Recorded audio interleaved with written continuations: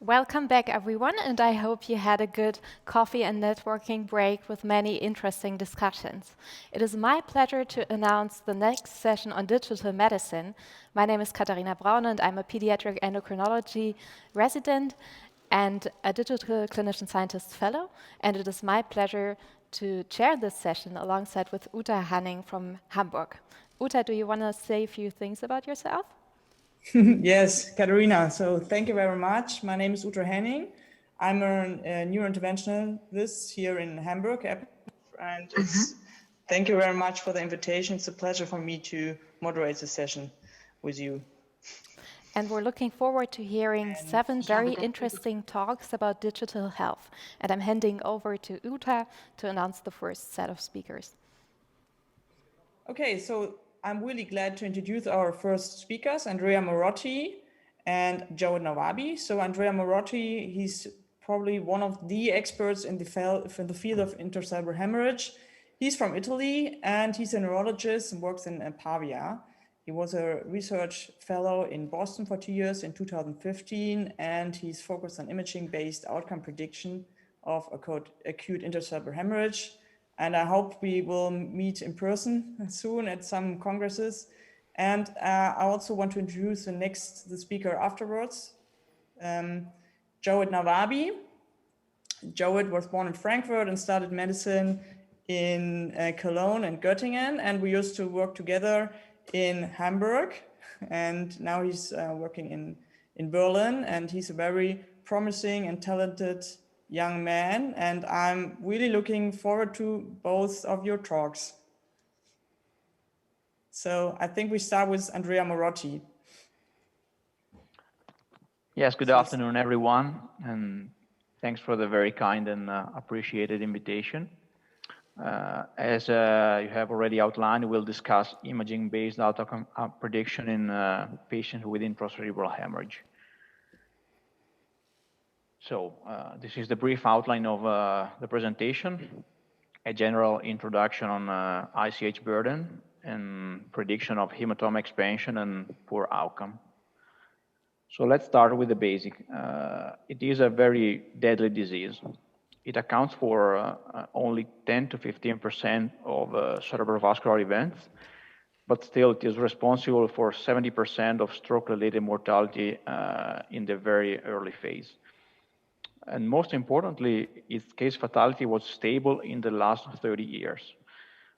If we take a look at what happens at 1 month from the index event, 40% of patients with intracerebral hemorrhage are dead, 40% are severely disabled, and only 20 go back to functional independence. ICH volume, so the extent of bleeding, is the strongest predictor of poor outcome. And there is a plain linear relationship between the extent of bleeding and the odds of being disabled or dead at 30 days from the index event. Intracerebral hemorrhage is unfortunately also a very dynamic disease, and ICH expansion is a common event in the natural history of this disorder. And you can see a nice example here. We have a deeply located hemorrhage with a relatively small volume, nearly 20 mLs. And just a few hours later, after clinical deterioration, we detected a significant threefold increase in the extent of bleeding. And no matter how you define hematoma expansion, it is always related with poor outcome. And as you can see, also a minor increase in ICH volume, just 3 mLs, increases by 3 the odds of being severely disabled or dead at 90 days from the index event. ICH expansion is also, however, a promising opportunity because it is potentially preventable. And so it represents an appealing therapeutic target for hyperacute phase trials and treatment in acute ICH.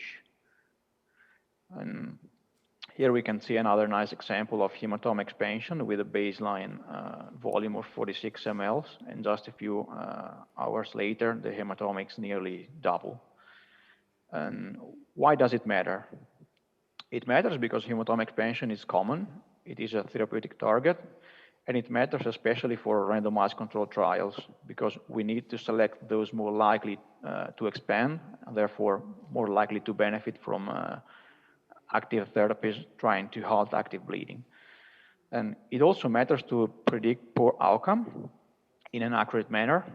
First of all, because of clinical decision making, to discuss goals of care with patients and family members, and for risk stratification upon admission. So let's see what kind of tools do we have to predict hematoma expansion and poor outcome. First of all, I want to remind you that time is brain, especially in intracerebral hemorrhage. So this phrase and this motto was created for ischemic stroke, but it is actually even more true for intracerebral hemorrhage. We have observed a widening in the therapeutic window for treatment in acute ischemic stroke with the opportunity to administer treatment up to 24 hours from onset. The opposite happened with intracerebral hemorrhage and especially with ICH expansion because most of the active bleedings occurs in the first 3 hours from onset. And so we need accurate prediction tools, but we also need fast prediction tools. And in this table, you can see that most of the medical therapies with potential to limit active bleeding, mainly intensive blood pressure lowering and administration of hemostatic drugs, works much better when administered very early after symptom onset, mainly in the first 2 hours. And let's move to hematoma expansion scores. What kind of tools do we have to identify those that will develop hematoma expansion? And most of the available scores have been derived and validated and have a fair discriminative ability. The C statistic ranges from 0.75 to 0.8. There is one score, that is the spot sign score, that perform much better, and we'll see the advantages and limitation of this approach.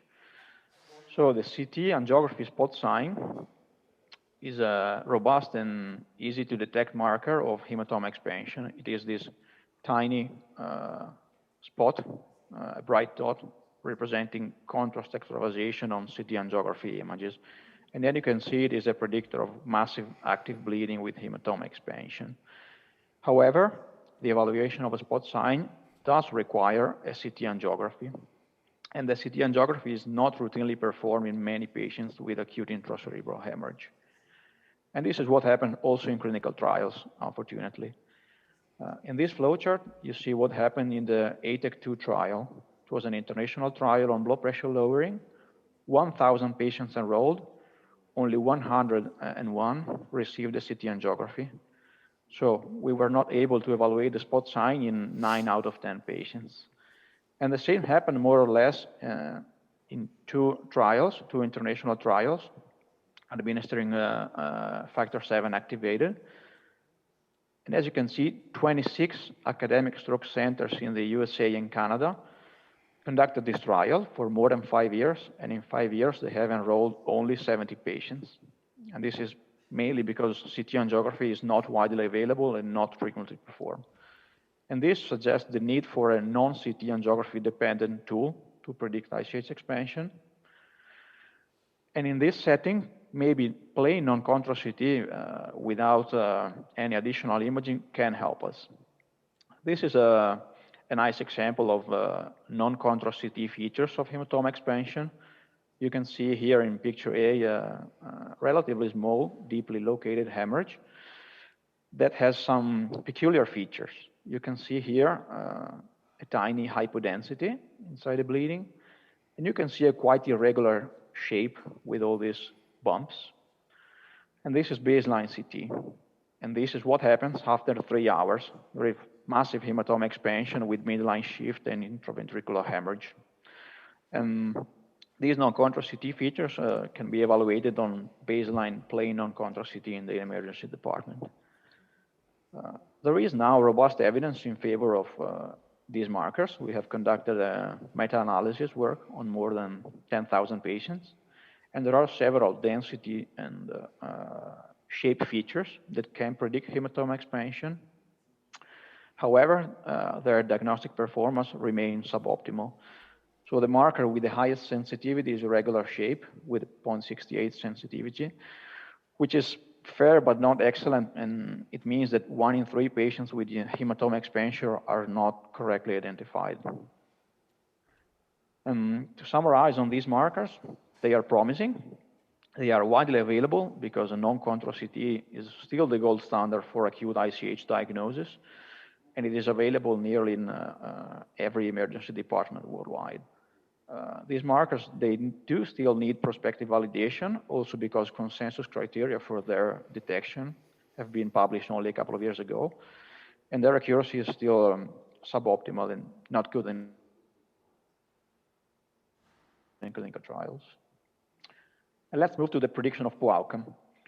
So first of all, we still need to find an agreement of what poor outcome is. And there are several scores available. Most of them are based on a very hard outcome measure that is mortality at 1 month. We also need to understand when should we estimate prognosis. If we use baseline imaging, this is a relatively small bleeding with no intraventricular hemorrhage. The patient has a normal Glasgow Coma Scale, and so if we use the ICH score, that is probably by far the most used score, the predicted mortality is only 13%. If we apply the same score in the same patient, just 3 hours later, this is the clinical situation because ICH is a dynamic disease, and the predicted mortality is over 90%. And this concept has been nicely illustrated by the colleagues and friends in Ottawa, who show that the use of delayed imaging improved the diagnostic performance of prognostic prediction tools. And let's see in detail what's the accuracy to predict mortality, a very hard and easy outcome measure. The best score among 19 that were evaluated had a sensitivity of 73% and a positive predictive value of 76%. These may seem good numbers, but they're not good in reality because this means that 1 in 4 patients with hematoma expansion is not correctly recognized. I'm sorry, with poor outcome is not recognized. And this is even more worrisome to have a positive predictive value of 76% because 1 in 4 patients with a positive score will not eventually die. And this is even more funny, maybe. This research group compared the clinical performance of clinical judgment with formal prognostic scores to predict ICH expansion. And it turned out that the gut feeling of clinicians performed much better than validated clinical skills. So to summarize, prediction of outcome and mortality in particular is still an unmet need in ICH clinical research. And probably the incorporation of imaging variables is the most promising strategy to improve the diagnostic accuracy of the currently available prediction tools. And so to summarize, ICH is a dynamic disease. ICH expansion is common, it is associated with outcome, and it represents therefore a therapeutic target. We don't have very much time. The treatment window for hematoma expansion is quite narrow, mainly 2-3 hours from onset, and therefore we need a stratification tool that is accurate, but especially fast and widely available. The currently available tools have a suboptimal performance, and we need to improve this diagnostic performance. And there is room for improvement of our ability to predict hematoma expansion and outcome through advanced neuroimaging. And I'm sure that Jawed will show you these promising strategies and ongoing works in the next presentation. Thanks so much for your attention. Yes, Andrea, thank you very much for this terrific talk. And I think we straight go on with Jawed Nawabi and Sounds discuss good. everything afterwards. And yeah, also feel free to ask questions in our chat. And yes, so now it's an honor for me to turn or to introduce my colleague and very good friend, Jawed Nawabi, and the stage is yours, Jawed. Thank you, Uta, and thank you, Andrea, for this comprehensive talk. And I have to say it's great to see you after having all these emails and the research done together. I I would like to continue where Andrea stopped and talk about advanced imaging tools for the prediction of poor outcome and give a short outlook on possible clinical implementations. We've seen in the talk from Andrea that the CT imaging is the most used imaging tool in ICH patients, where we focus on admission imaging, but most on follow-up imaging based on parameters seen in red, the ICH volume, which can expand, and also the surrounding edema, are shown in green, the extension to the ventricular system. We've also heard about the novel markers on a non-contrast CT sign and also the spot sign on a CTA, which we have shown in our own studies to be of good to excellent inter-rater and intra-rater reliability. We've also incorporated these signs further in prognostic models, as shown here for blend sign and spot sign, which, for instance, the blend sign has shown to be a reliable predictor for secondary neurological deterioration in patients with ICH, or also for poor clinical outcome, as shown here for spot sign and hypodensities in the presence of ventricular extension. What these signs all have in common is that they are based on semantic features or also on semi-quantitative features. So basically, they're limited to the visual perception of the human eye. So the question remains unanswered: how would a machine eye receive or see these images?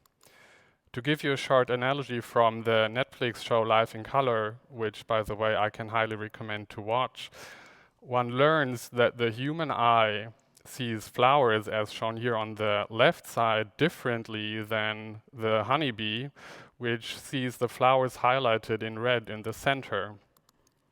And in the show, we learn that the reason for this is that honeybees, they can perceive ultraviolet light, which in contrast us humans cannot. And as everything in nature, it has a specific intention or reason to it, because these highlights in the center of the flower, they are markers for a safe landing zone.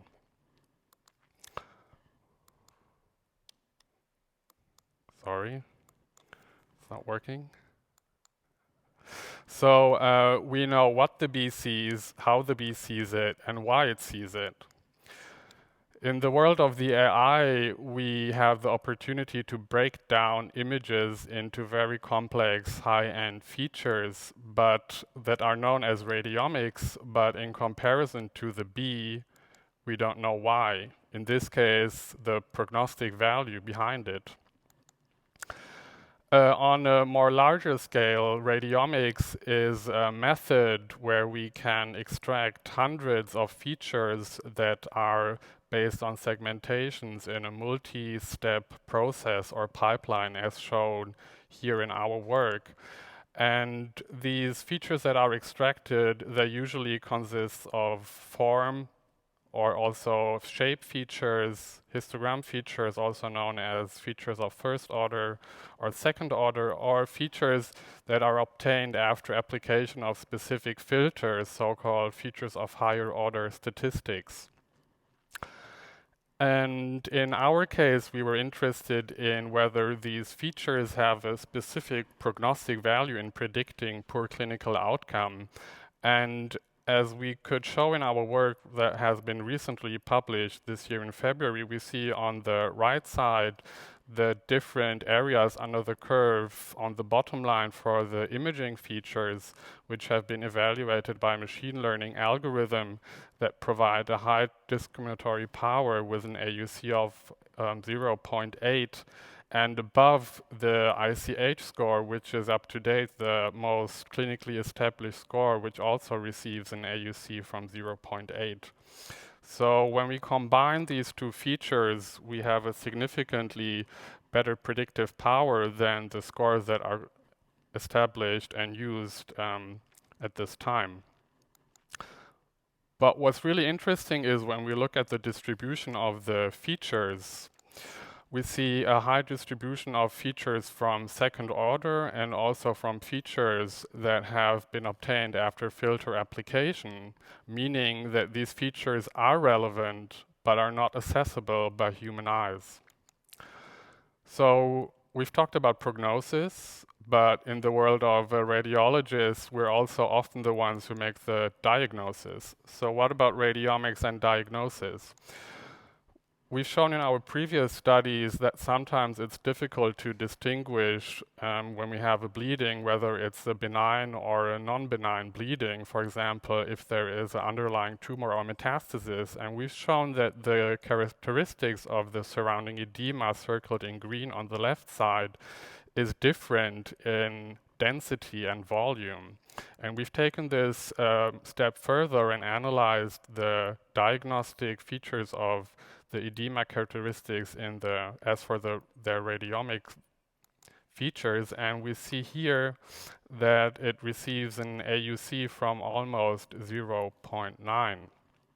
And also what's interesting here is that we also have a high distribution of features that have been obtained after filter application. And we were also able to validate our previous studies showing that it's the edema characteristics that is especially valuable, has a high value in the diagnosis compared to the hemorrhage itself, which is abbreviated as ICB. What's of course also interesting is to know whether the machine performs worse, the same, or even better than humans. And in this study, Uta and I, we rated these bleedings, and we had actually a worse discriminatory power than the machine learning classifier. I often hear, okay, great results, but what about clinical implementation? No one has the time for a time-intensive manual segmentation, especially in the setting of an acute stroke. And the answer is we're getting there. One possible option is NORA, which is a flexible PACS system that has been developed by colleagues at the university in Freiburg, which receives DICOM data from scanners or other PACS systems, stores these, and sends them to parallel background software analysis tools, for example, MATLAB or Python, and extracts these imaging information back and displays them in a logical order via web browser, which can be accessed through every computer that's connected to the intranet. So it's basically a very easy and quick and feasible implementation from computer to bedside. Our colleague Christopher Güttler from the Department of Neuroradiology has implemented NORA in their department, and you can see here a patient from our ICH research cohort on the left side, and also the results from the automated imaging analysis tools. For example, on the right, we see the differentiation between CSF space, gray and white matter, or on the bottom line on the left, a potential midline shift, atrophy, and what I'm interested in particular, the detection and segmentation of the ICH volume. This algorithm is based on the work of Sharrock et al., who published their 3D algorithm or network in 2020 with data obtained from a large multicenter trial, the MISSI 2 and 3 trial. And we see on the bottom left, we see the performance in volume overlap from the different networks compared to the ground truth. And we see in the middle the 3D networks that perform similarly and overall the best in comparison to the top 2D network, or on the bottom line, the pitch perfect, which is a manual segmentation. And this high correlation is also represented on the right side in scatter plots, where we also see the highest correlation for the 3D VNet 128 and 64. When we look at our own data, the network works really well. The problem that we're facing right now is that it does not distinguish between the different compartments. For example, in this case, everything is segmented in red, whereas some parts of it are actually the ventricular system. So what we need is this. We need every compartment segmented. Segmented. So we've taken a two-step approach by rewriting the script and adding a softmax loss regression function in order to allow a multi-class classification for the different compartments that we just spoke about. For example, the parenchyma or the edema or the ventricular system. Additionally, we have pooled data from different centers across Germany, Europe, and the US for the admission and the follow-up scans, and have segmented them and also added clinical data in order to have a bigger data set to improve the retraining with a better performance of the network. The questions often received from students, which I've received actually last week or even today, is the future role of the radiologist. And what I especially learned from our previous studies from the COVID-19 pandemic is that we are needed, especially in cases like this where the underlying disease is totally unknown and we don't know what it does to the human body. So on a larger scale, our findings may assist in the risk stratification of hematoma expansion, provide more accurate and faster prognostic information for clinical decision-making, and help clinicians to select patients for anti-expansion treatment in future clinical trials. And speaking of fast implementation in mobile stroke units here in Berlin, does not seem actually too far away. And with this, I would like to take this opportunity to thank you, the BIH, for supporting me, my clinical and also research mentors, Uta Hanning, who's not only the chair of this session today, but who has been my mentor from day one. And also thank you for Andrea for your support today, and also to the students of my research lab. Thank you.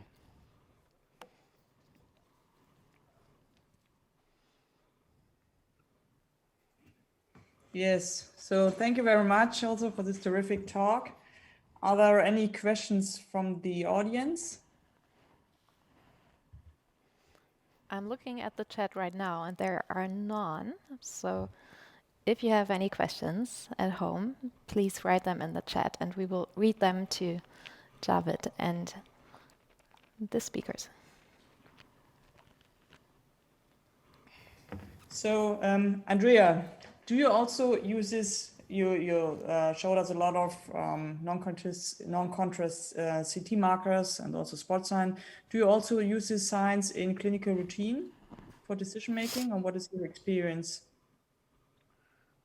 Well, personally, I do use these markers, and I use them usually for bed allocation because we have a chronic shortage of stroke unit beds, and they are used sometimes to decide which patients need more close clinical monitoring, and therefore those more likely to experience clinical deterioration.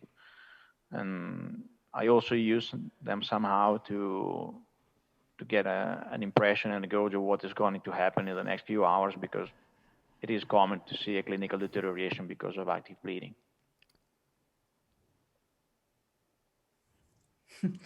Okay, thank you very much. And Joet, you showed a lot of machine learning and radiomics algorithms. Why do you use this specific deep learning algorithm you presented? Yeah, that's a very good question. So this algorithm, which I've just shown, was the first algorithm that has been published as open data source. They have published their scripts and weights for deployment on GitHub. And the data is quite heterogeneous because it's based on data from a large multi-center trial. Whereas other networks by that time were almost based on only single center data sets. And yeah, also the novelty of being a 3D VNet has not been published before. Most of the networks were based on 2D VNets.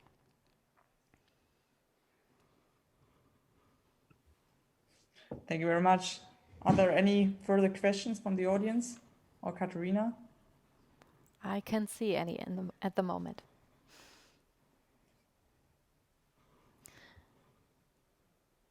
So then we will continue with the next tandem speakers, and we remain in there. There's a question. Okay. Frieda Schlunk asks, Andrea, what do you think about implementing a second delayed CT scan, let's say 30 minutes after the first scan, routinely to diagnose patients with hematoma expansion? Well, it's an excellent question. So first of all, hi, Frieda. I think we share good moments in Boston, so it's nice to get in touch with you again. I think it is a good idea to have a short CT after baseline imaging, because previous studies from David Rodriguez Luna show that ultra early growth is associated with final hematoma volume. So probably a repeat scan within an hour from baseline scan would help to predict hematoma expansion. But I don't know if the optimal time to do this would this be 1 hour? Would this be 2 hours? Would it be 3 hours? So I think we can think of a very short delayed imaging, but I can't tell you right now what the optimal timing would be.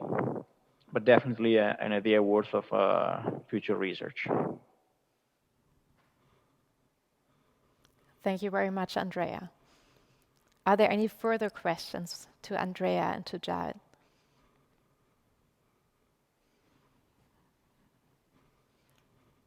Okay, if not, we will continue with the next tandem of speakers, and we remain in the field of radiology as well as in the field of data science. The next speakers are Keno Bressem and his tandem partner Alexander Löser.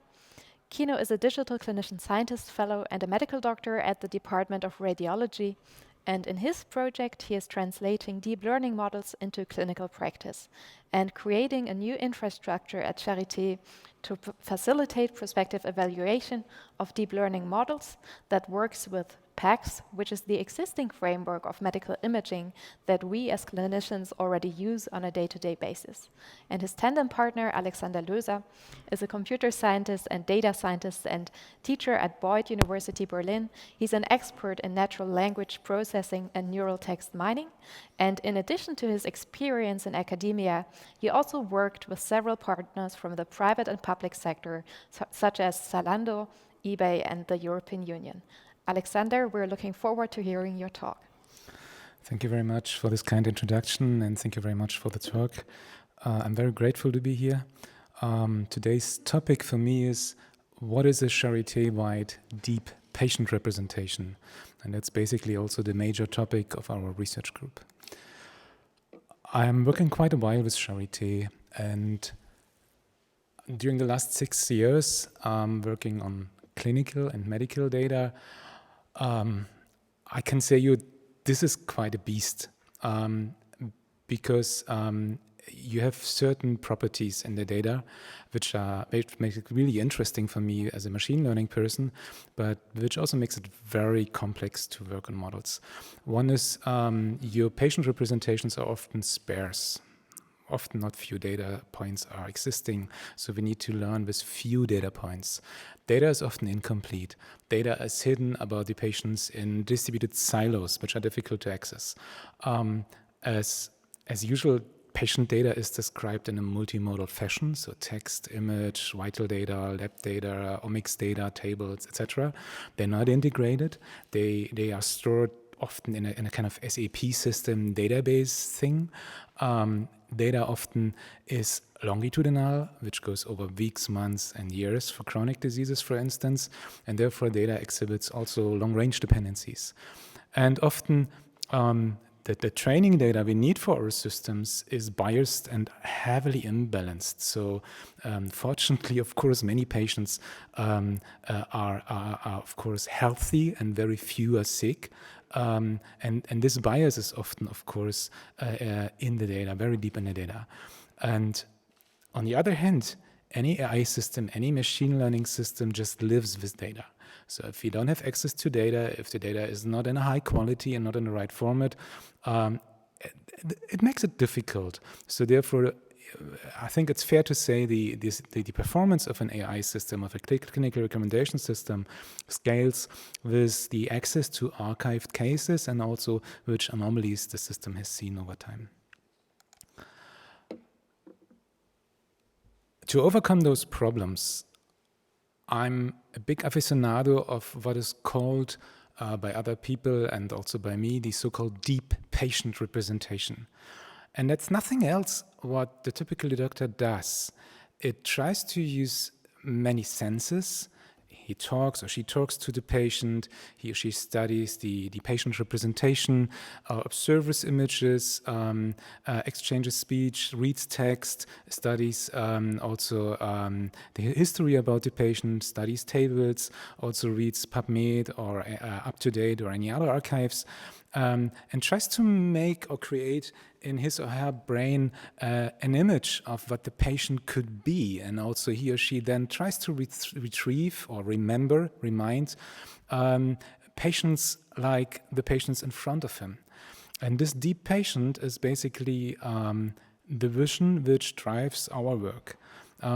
This here is a very nice graphic by Eric Topol, published in Nature 2 years ago, and it basically illustrates what we mean by this deep patient representation. And once you have such a deep patient representation, once you have such a picture of the patient at hand, which is machine readable, you can run any kind of classification scheme on this. And this is very nice, so it's reusable. You just have to have this deep patient representation once, and you can share it and you can reuse it. Let's go a bit deeper. So deep learning has probably been mentioned today many times. And neural networks exist, or basically the concept of a neuron exists, at least I know, since the 1940s of the last century. And there has been a huge buzz around this. And basically to simplify what is a neural network, it's basically a function where you input parameters and there's an output. So the input is basically in our clinical setting information about the patient, and those could be, as we have seen in previous talks, for instance, pixels or sequences of pixels or just caveats of pixels, small ones. In our case, it's usually a sequence of characters or words or sentences. And the output of the function then is, for instance, to spot rectangles in an image or to spot carcinomes in an image, as we have seen in previous tasks. Or in our case, it's to predict certain diagnostics or diseases that should be applied, or diagnostics that should be applied to a patient, or diseases a patient could have. And internally, the network uses its capacity, and that's a vast capacity of often hundreds of millions of parameters, and such networks, and some networks in text mining even have billions of parameters these days. And all these approaches differ a little bit in the kinds of architectures they use. I think today we have already seen a lot of networks using convolutional neural networks, LSTMs, and we mostly use so-called transformer networks I will introduce a bit later. And these networks have extremely interesting characteristics for the medical area. And that makes deep learning so interesting, because during the last 10 years, we basically found out how to speed up the deep learning thing. Deep learning was all around since the 1940s of the last century. Probably it was not too deep, it was just one layer, and then it grew a bit. But the breakthrough actually was happening because of engineering ideas. Because how could we parallelize deep learning on cheap hardware, on so-called GPU hardware, which is usually in computer gaming cards, etc. And And that makes it very interesting because we can now execute deep learning on reasonable cheap hardware and thousands of cores. It now becomes a problem which is doable. And therefore, we can leverage deep learning to integrate data. Data integration for many, many decades was a problem within database systems. Now we can use neural networks. Hey, come on, that's new. Because why? We can integrate multimodal data. Multimodal data is how a patient is described. A patient is described by text, image, ontologies, tables, omics data, time series data, etc. We can leverage vast amount of hardware with thousands of cores. That's interesting. And deep learning has some interesting other characteristics. Internally, it tries to generalize those raw data pieces without manual feature engineering. So that's also interesting because we can reduce the amount of time a doctor needs to label something. The very lower layers, so there's an interesting paper which you can read on the left. We were among the first explaining what happens in a so-called transformer network. And the lower layers, basically in those networks mainly used for text mining, they augment letters or characters to words and words to phrases of words that semantically belong together, like an entity, for instance, like 3-day measles. These are kind of some characters and 3 words, and they belong together. And now in the higher layers, these concepts are represented by the neurons, okay? And the network now seeks correlations among them. We would call it relations. So, for instance, what causes certain diseases like measles or 3-day measles, and the network now exhibits correlation between those words. It has been recognized. So here, for instance, the correlation between the rubella virus and the disease measles. The network itself doesn't know that's a disease or that's a virus, but it can actually recognize those many, many correlations, and that's interesting. And the last point, what makes it interesting, is these networks these days become available as open source. We can download them and we can reuse them, which drastically lowers down the costs to make a product. This is one of our latest publications. A few weeks ago, has been published on a Core A ranking conference together with the group around Clemens Buddy here at Charité. And the input basically is a set of admission notes, and the output is a set of classification tasks.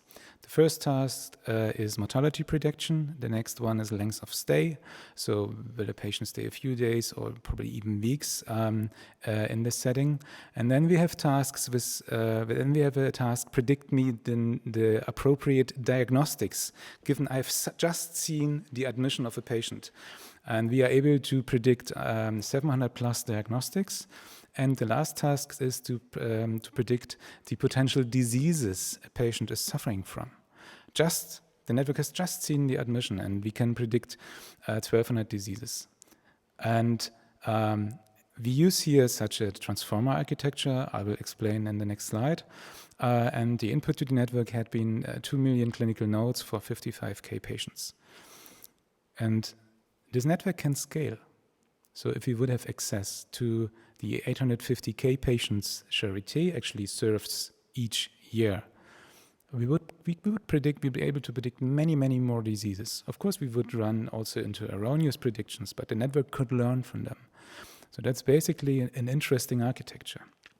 On the left corner of the slides, there are certain links. So the first link basically permits you to enter your own patient description and then execute and let the network predict what comes out. And below there is the link to download the model, because I'm interested in sharing this knowledge. So what happens inside here? As I've said, the network basically uses lower layers that basically recognize certain concepts, here concepts of the semantics and syntax of the English language we have learned on English clinical notes. And we now augment, the technical term would be retrain, but basically I think augment also is a good term to describe what happens here. These just plain English text documentations with clinical vocabulary taken from public sources like PubMed, Wikipedia, MedQuant, etc. what happens here inside? So there happens a self-supervised process. That's interesting. No labeled data is necessary from a human. The labeled data comes from the language itself, which means if I omit certain words and you need to predict my next word, it becomes easier the more words you have heard previously. So if I mask one word in a sentence, you would be able to guess the right word. And that's exactly what the network does. It uses the context and tries to predict the next word. And if it's wrong, it tries to rearrange the weights within the network. And that's very clever because you don't need extra training data. And that means because of the self-supervision, the costs for medical data innovations become very low. And finally, once we have this pre-trained network for the clinical language of an ICU scenario, we can apply here in the very high layers, given as input the features from the lower layers, which are just neurons, weights of neurons, clinical tasks. And the interesting part here in our paper is that we have one network trained and it can serve for 4 completely different tasks, which is great because you saved costs for 4 data products, you just produce one. This is another paper which has been published last year, and it should help doctors to do faster lookups for certain diseases. So for instance, it has just the entire Wikipedia in. We also had another data set for COVID-19 diseases published last year, and we published it also in March 2020.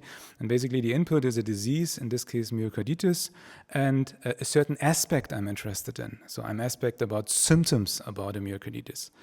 Okay, and what the network now has done is it ran through all the papers, in this case Wikipedia pages, but we also have tried it out on other documentations. And it tries to highlight only those sentences which basically give an answer, which basically show that they talk about the signs and symptoms, for instance, for myocarditis. And that's again interesting. The interesting fact is here that the network in a self-supervised fashion, without any labeling, makes usage of the structure, how doctors structure their documents. And basically, as we know, how doctors structure their clinical notes depends from unit to unit and from institute to institute. However, the capacity of the network can grasp all of these latent structures and can basically look beyond, above, left, and right, and tries to cluster paragraphs and sentences which talk about symptoms in the same space of the network, because the language here is very similar. And then the network does the inference and assumes, okay, even though if the term symptoms is not coined in those paragraphs, they should belong to signs and symptoms.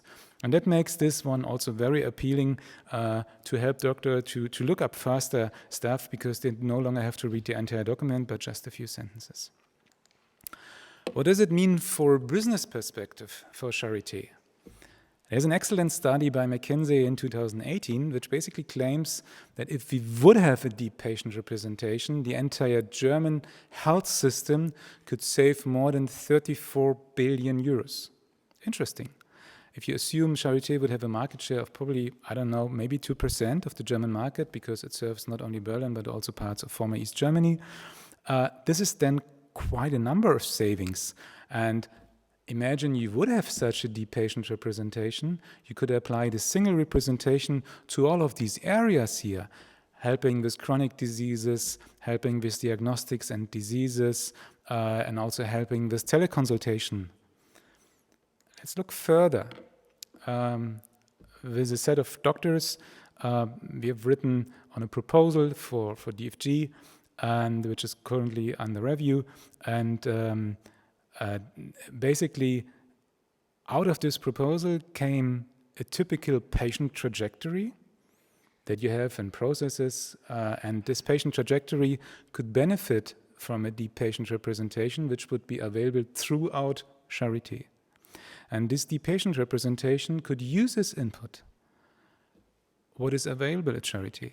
It could use information which is stored in the three clinical information systems. It could use the information from the SAP. It could use the information from specific networks like TBase, for instance. And it could represent all of the patients in Charité so that they, for the first time, become accessible for various clinical tasks. Differential diagnosis, that's what we mostly are working in. Outcome prediction, for instance, acute kidney injury, that's what we do with Clemens Budde and his group, but also telemonitoring, telling a patient, would be good to come back to Charité, something is wrong with you. Yeah. Imagine one representation for all of those tasks, great savings. What is necessary, and this is my last slide, is an innovation platform where all of these initiatives come together. We have started an initiative here with the clinical scientist program, which is great. Many good brains come together and talk about. We have technical infrastructure like the health data platform, like TBase, and like special algorithms for acute kidney injury, event prediction, and other initiatives. That's great. We have to go further. We have seen that deep learning has many interesting properties for medical tasks. The core limiting factor from my experience now as a strategy consultant for many of the companies you may know are humans, are medical experts. Imagine you need a medical expert which knows about AI, and this medical expert also has to know about the platform economy to make it profitable. So basically it at least pays the cost we have to invest. These are three characteristics which are extremely rare in the same person. And what happens these days is we still make it a bit too difficult for these peoples, for these persons to execute their innovation on one single platform. Most companies I've worked with have such an innovation platform. And I think this is my core message at the end. I would recommend to think of an innovation platform where we can share deep patient representations, so projects can reuse them, where we also leverage open source. And this is very similar to what you experienced with an Apple iOS store or the App Store. Basically, Apple has managed this trick. Many people work for Apple, publish their app, and hope that somebody downloads it. And we can do the same trick within Charité, so that people work for Charité for us, and basically work on the same platform and make this platform bigger. Thank you very much. I hope you enjoyed my talk, and I'm open for your questions. Thank you very much, Alexander, for this very interesting talk and visionary outlook in the future. Now, my question as someone who works in clinical care would be, because I was getting excited hearing about all this, what is the time frame we are working with? So when could this become reality in clinical care? So it depends on in which phase of clinical care you are. I think we have many specific solutions these days already. They have mostly published as research papers. Sometimes we have startups or companies. And my gut feeling is for many problems, there is already a solution available, either in a GitHub or document, or even with a startup or with an elaborated company, but they haven't put in a strategic fashion together on one single platform. And that's because also of regulations, and also we are a bit in Germany, and we are a bit slower sometimes, etc. So if you seek for a specific problem, just go on. I think there's something out on the market. If you like to put the pieces together, I think it's the obvious process of having a culture established, and this culture works together and tries peu à peu to establish such a platform. It will be not such, okay, invest 5 years money and there's the platform. It will be peu à peu. Thank you. We also have a question from the audience, which is a question from Silke Rickert-Sperling, and she asks, how do you control or backcheck that outcome given by DATEX are correct? Yes, so that also, so I can make the example here on the clinical disease scenario. So the input are admission summaries, and during training phase, the system sees for 70-80% of the data also the discharge summaries. So therefore, it knows what is the input, and it also knows what is the output, because the output then is the distribution for the same persons on the diseases or on the length of stay or the mortality or the diagnostics. And thereby the network leverages the backprop algorithm in a transformer architecture and assigns weights and does a retraining on top of BERT. And basically the network has the same power but also the same limitations as many neural networks. It can observe what it has seen, but of course it's sometimes weak in generalizing outside what is available. So for instance, if we would come up, so the data set is from 2003, it would be impossible for us to detect the coronavirus, for instance. Super, thank you. There are many more questions coming in. And the next one is from Akira Ponset, and he asks us, do you think a hackathon at the Charité would help bringing such an innovation platform forward? I think a hackathon is one important element in establishing a culture, full stop. So, question answered, yes. However, innovation platform means that this is a strategic initiative. So basically, time horizon at least 10 years. And we have to break down the silos within Charité. I, for instance, work closely with Felix Balzer, among others. We share the same idea here, for instance. I also work with Robert Gütig and many others on this. And basically, it's not a technical problem. It's not also a problem of just having a sprint, like a hackathon for a few days. But this is basically a thing where the culture has to understand the benefits. In particular, the medical doctors and also the medical staff. So basically, if they have applications at hand that ease their daily job, they would be interested in using them. And with each usage, we create another transactional data point, and another transactional data point makes the data representation stronger, and therefore we have a better outcome prediction. Thank you, Alexander. The next question is from Ivan May, and he asks, what do you think should be done or organized to enable PhD students and postdocs from outside Charité to get their digital hands dirty on Charité patient data? Thank you very much for this question. So I can only tell you about my group. The process is a bit too slow until my students get a hand on the Charité data. I have extremely helpful hands with chief doctors, and they write they sign all of these forms and try to come over all of these rules. And basically, the state of Berlin makes it very simple to access the data, because our student from Beuth, they have already signed a contract on data privacy, because Charité and Beuth are both public bodies of the state of Berlin, which is great. So we work for the same public employer. The only thing my students have to sign now is a guest researcher contract that they can work here. So with Clemensbode, such contracts exist. So people work in the rooms of Clemensbode, or could access the data in the COVID-19 setting. And 1 year ago, this was possible via tunneling. And what I also heard is the technical infrastructure still needs to be a little bit smoother. So there's a lot of tunneling and scripting necessary over the proxies to go through. So this should also be a helping hand. If you ask how you would do this with Zalando or eBay, in these companies there exist so-called data product managers. So these are persons which solely have the effort to make it easy for the experts or for the specialists or PhD students or data scientists or data engineers. You need a lot of data engineers, by the way, to make it easier to circumvent those regulations. Yeah. So basically, let the people do what they can do best. And PhD students can't best circumvent policies and regulations.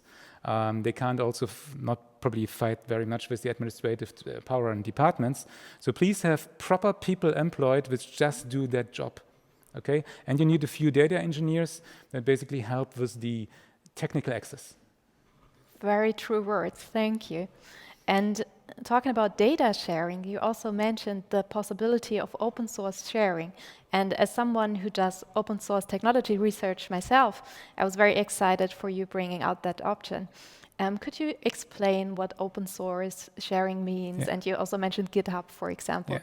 Does that in any way is a contradiction to IP or for-profit options. So I would rephrase a bit your question. So first, there's no way that data about patients leaves Charité, full stop. I think we are clear about this. Okay. That means algorithms or models and code needs to be executed within Charité. Okay. That means people from within Charité need to have within Charité GitHub network and other spaces, and I think those spaces exist. Yeah, so this is nothing new to Charité, I know, where they can share models, where they can share code, and where they can also share data sets. And that's all about data sets. So why did we actually came up with those solutions? We had access to English language data sets.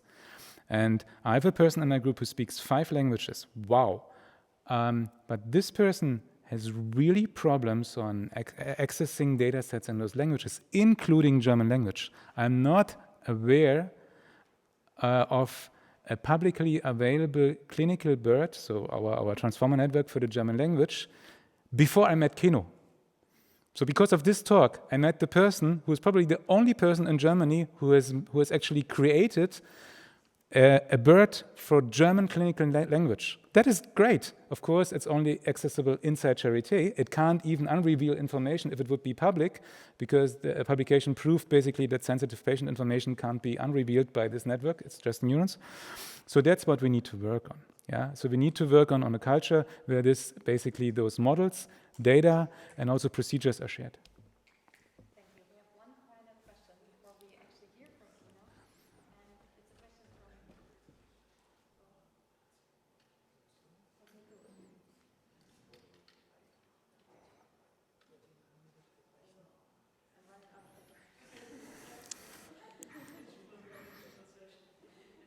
Are we back? Okay. Little minor battery problem here. Now we continue with the last question before we actually hear about Keno's work. And the question is from Dorothee Döpfer, and she asks, how do you overcome the problem of biased data? Working only with prediction models built on Charité data might not be scalable to other centers or can pass regulatory hurdles to be approved in daily medical care outside of research. So the short answer is I cannot answer this question in one sentence, because biased data basically needs to overcome certain problems. So one approach is, of course, transfer learning. You basically start with a good pre-trained model, in our case pre-trained model on language, which have been trained on such a huge amount of data, here hundreds of millions of publications, and therefore then it does not exhibit bias. Another way, of course, are the typical stuff which you teach your PhD students: oversampling, undersampling, certain kinds of weighting schemes. What we also do is use extremely aggressive loss functions. So it now goes a bit deep in machine learning, but we use those aggressive loss functions. We also use kind of triplet loss functions or quadruple loss functions, CMA's networks.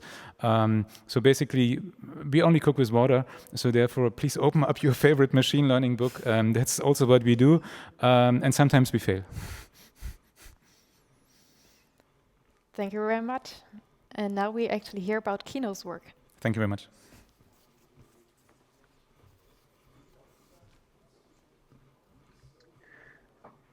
Thank you, Katarina. I hope you can hear me.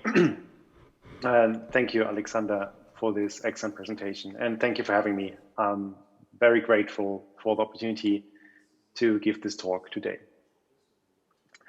I'm a radiology resident, currently my 5th year, working at Charité Campus Benjamin Franklin. And since last year, I'm also a digital clinician scientist. My passion, to which I dedicate all my research time and most of my free time, is deep learning. I believe deep learning is one of the most critical technologies and will significantly shape our near future. I would like to highlight what I think could be the opportunities for us physicians, the challenges we are facing here at Charité, and how to overcome them. To give you a quick overview of my talk, I will first provide a very brief introduction to the field of deep learning in medicine, especially radiology, and give 2 studies which, in my opinion, are outstanding. Then I'll discuss the importance of large data sets and why deep learning models are not really intelligent. I explain how AI models can be utilized to use and process large data sets and what we have done in the radiology department.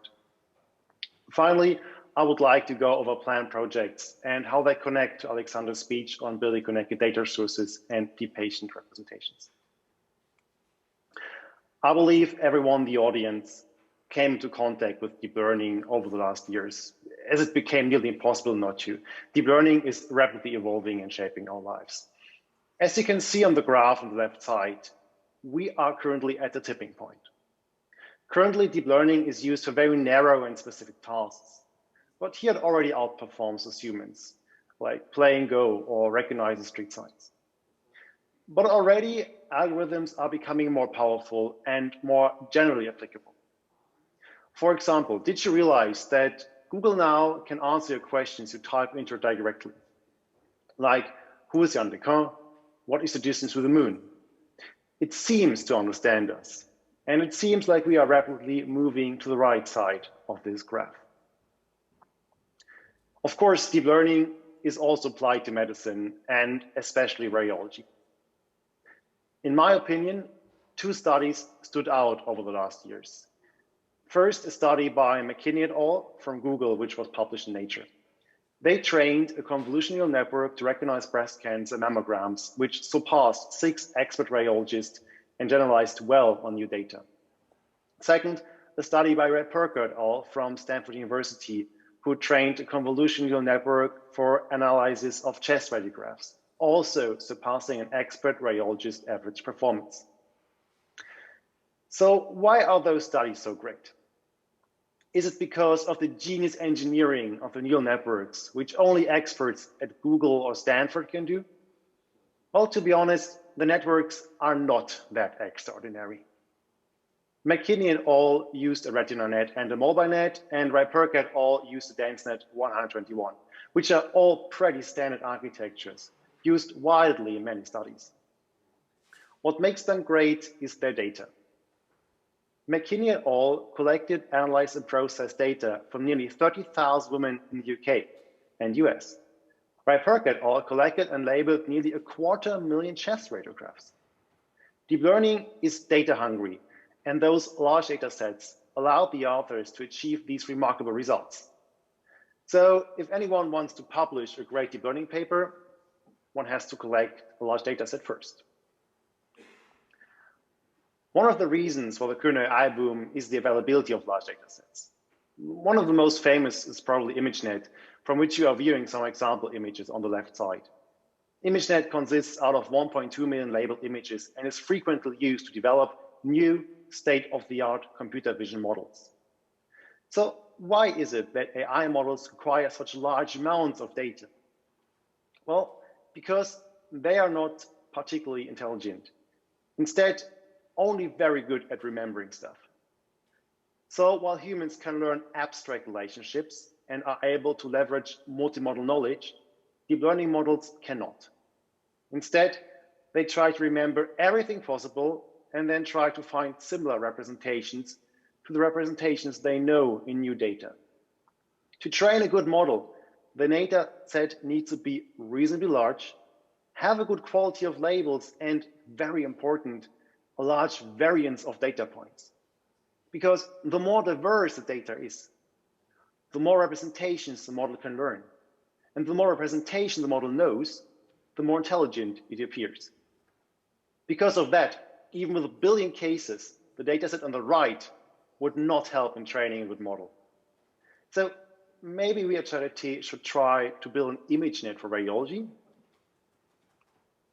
There is an essential difference between data on ImageNet and radiological data. The left image is from ImageNet.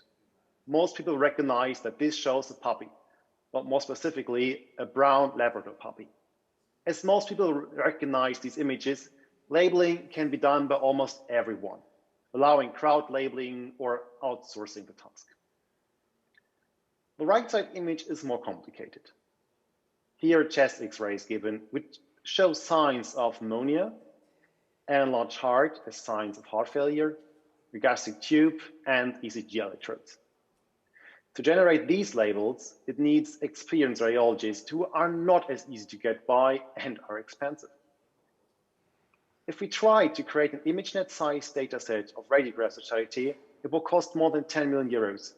Additionally, it would require more than 100,000 hours of labeling work for radiologists here at Charité or partner hospitals. Well, although 10 million euros is a lot of money, it's not impossible to create such a dataset. But there are more innovative and cheaper ways.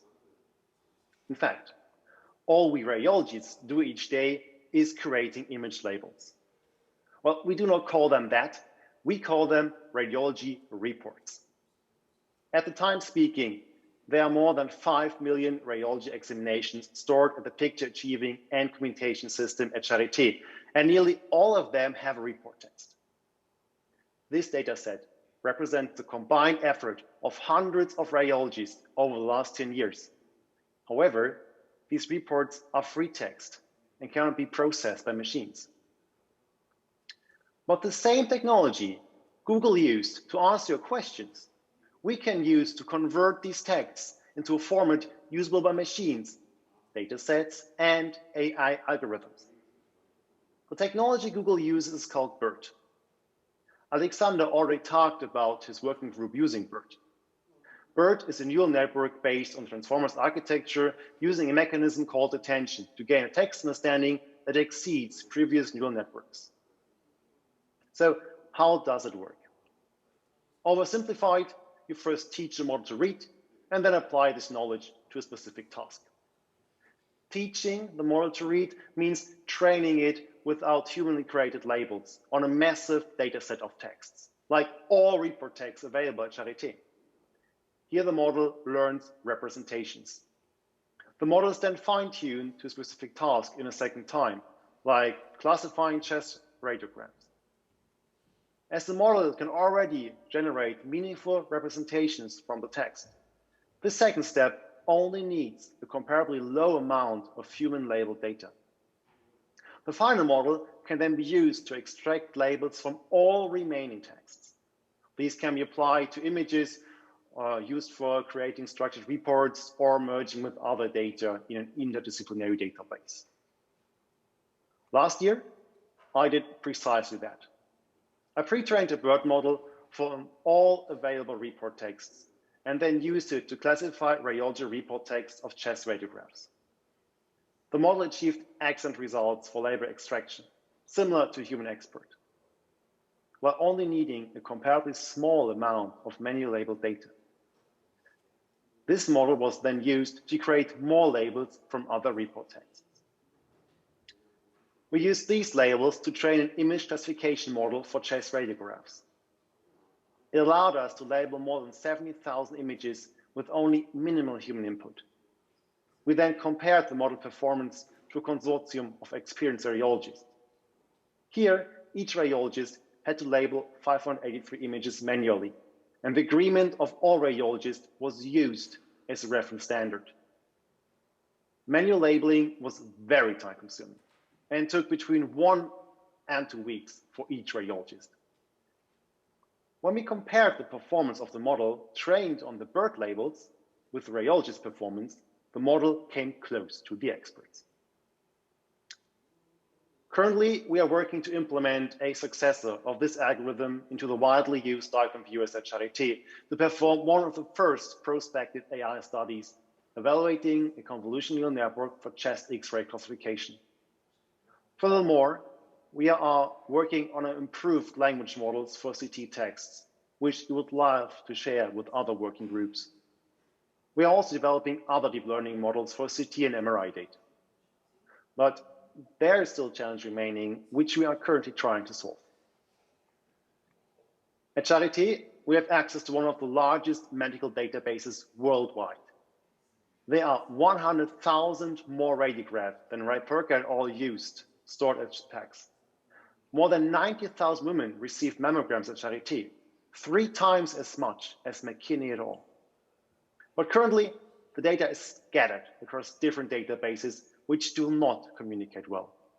This slows down the progress, as a substantial amount of time while building new models is spent establishing and optimizing data flow and storage. But instead of forcing IT and software providers to build an extensive unified database, we could use AI to make the data more accessible. By providing AI models as a central, usable microservice, we could streamline data access and processing. Applied to radiology, I see following possibilities. Our department uses two primary databases, the PACS, which stores image data, and the RIS, which stores report text and metadata. There are several ways how AI models could help improve data access for clinicians as well as researchers. As a rule of thumb, radiologists are only as good as the number of images they have seen. But to see many images, they have to work several years. AI could help inexperienced radiologists by allowing query by image. This means you see an image and the AI algorithm can present you patients with similar images, enabling you to compare reports and making better diagnoses. But researchers could use this as well to identify relevant patient cohorts faster and more efficient. Other AI models could be employed in clinical practice for quantifying findings, like the model you see in the middle picture, which measures lung area affected by COVID-19. Finally, word models like the one I introduced in the previous slide could extract information from report text and help generate structured reports. Training a model for information extraction is faster and more efficient than extracting all data by hand and can be equally accurate. Also, it is a one-time only task, and the model can be reused for multiple projects as a microservice. Eventually, all these could be implemented into one multimodal patient representation, so physicians from all modalities could have fast access to relevant information from the models and identify patients with the same kind of disease. My group and I will work to contribute to this by focusing on developing and integrating AI models for clinical text and image data. I want to thank Professor Hamm for his unwavering support of my work. I also want to introduce the recently formed working group on artificial intelligence radiology, consisting of my close friends and mentors, Stefan Nihus, Lisa Adams, Janis Waldig, Nils Grauhan, and Yves Manzoy. It is great working with them. Thank you for your attention. I'm looking forward to answering your questions. Thank you very much, Keno. I really like your approach on building something that builds on existing infrastructure in Charité. Could you perhaps share your experience with that a little bit? Did you face any challenges and how did you overcome them? Yeah, you mean like implementing into the DICOM viewers? Well, usually, for example, if you annotate data or something, it needs to be extracted, then you either upload it to the web, which is not possible at Charité, or you download programs to process data. And that's a lot of steps, like the extraction has to be done manually, the programs to be downloaded, transfer the program, maybe you have to convert the data because the program doesn't accept DICOM. And if you implement it into working clinical systems, radiologists can start working where they are. So they don't have to perform all these steps. This speeds up everything. But it's not easy. We are lucky to have great support from the two PACS vendors, which really are supporting us with implementing DICOM viewers, implementing our models, like doing server communication with us, helping us displaying our findings. It took a lot of time. It's not perfect, but we're getting there step by step. Thank you very much for sharing that. And the next question is maybe one that you are tired of, because it is a question that every radiologist gets asked in a digital health session. But do you think your role will change, or do you think your job will become obsolete in the future? So my role will definitely change. That's true. Like everyone's role will change. It's always interesting that everyone says, the radiologist will become obsolete. But but don't think of this, if a machine could analyze all these radiology images, why should it only do this? I mean, it could do all the other jobs as well. So those jobs aren't safe either. But this will probably not be the case. What will probably happen is that machines help us sorting cases, analyzing simple cases first, allowing us to concentrate more on important findings, because examinations getting more and more and more and more. And radiologists actually are getting fewer over time. So workload increases. And it would be nice to have a machine which just takes 50% of the cases, which are probably don't even have pathological finding, or maybe helps you by highlighting, helps in making better diagnoses. But I don't think that the job will become obsolete. If my job becomes obsolete as a radiologist, so will all the other jobs. Thank you. I hear a lot of laughter in the audience here. We have a question online, and that is, are there any types or subtypes of difficult data for which we need to pursue or develop new algorithms or techniques? Yeah, so basically all the radiology data is immensely complex. So what is a real problem is that especially 3D data is not standardized at all. Like 3D data, I mean CT and MRI. Well, CT is fine because here we have the Hansfield units and those correspond to real physical attributes. In MRI, that is not the case. And this is really difficult. And my working group are working hard to kind of get MRI data into the models. And at the moment, it is a real lot of processing. And I think optimizing this pipeline, like helping more with image cleaning, image standardization, and also maybe developing some model architectures which can do this by themselves, which are not so dependent on a uniform representation of the images, would be a great start. Because what we're doing at the moment is we're taking 2D networks, because most of the advances are done in 2D, like 2D images as on ImageNet, and we kind of translating them to medicine and then translate them to 3D. But this means we're taking a structure which is highly optimized on ImageNet tasks and translating it to complete different tasks. It will still perform well, but I think it is not the optimal model for this task, and more research needs to be done to this. Thank you. And as someone who looks at radiology images of children only, I would be interested in how do deep learning algorithms recognize age-related aspects in the way how they work. Is that a visual thing, or would it need another data source, such as date of birth?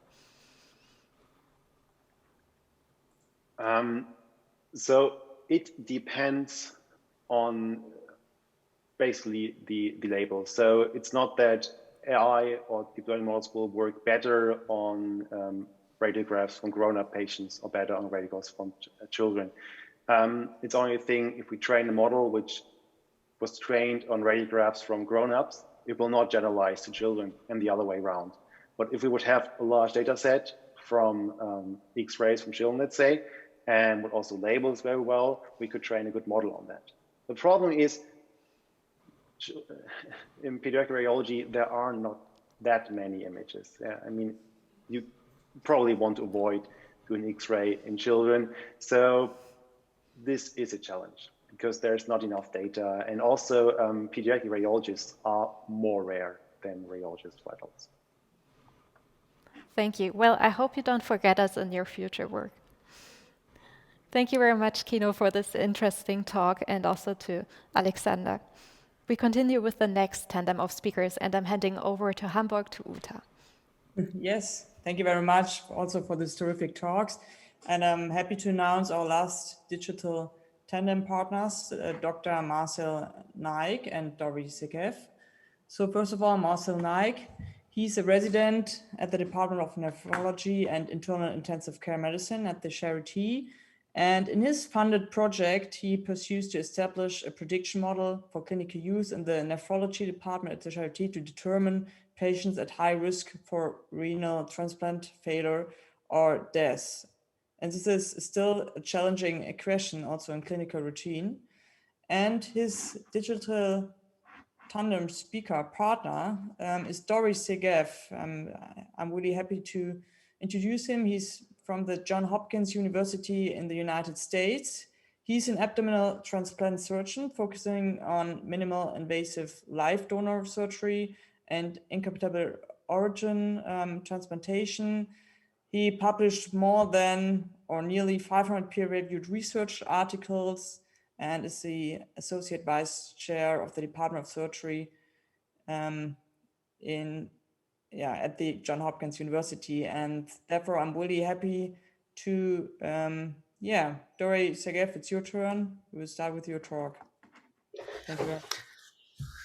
Thank you for the introduction and for the opportunity to participate in this very interesting conference. I guess I'm glad we have the technology to do this remotely, but I would have always preferred to come visit in person, and maybe one day we can make that happen. I was asked to talk about the potential impact of big data research in healthcare. From what I gather in the last talks that I've heard, I don't need to tell this audience that we have a lot of big data in healthcare. We have it in the form of registries and insurance claims and pharmacy claims. Our patients take medications and we can learn about them through that. The sample size is huge for these types of approaches.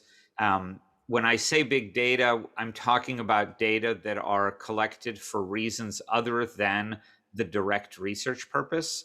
And so these are either automated data collection or mandated data collection through registries or automation for billing and things like that. Obtaining these data is relatively inexpensive. It may be very painful to get permission to obtain the data, but once you have the data, the cost for working with them is relatively low.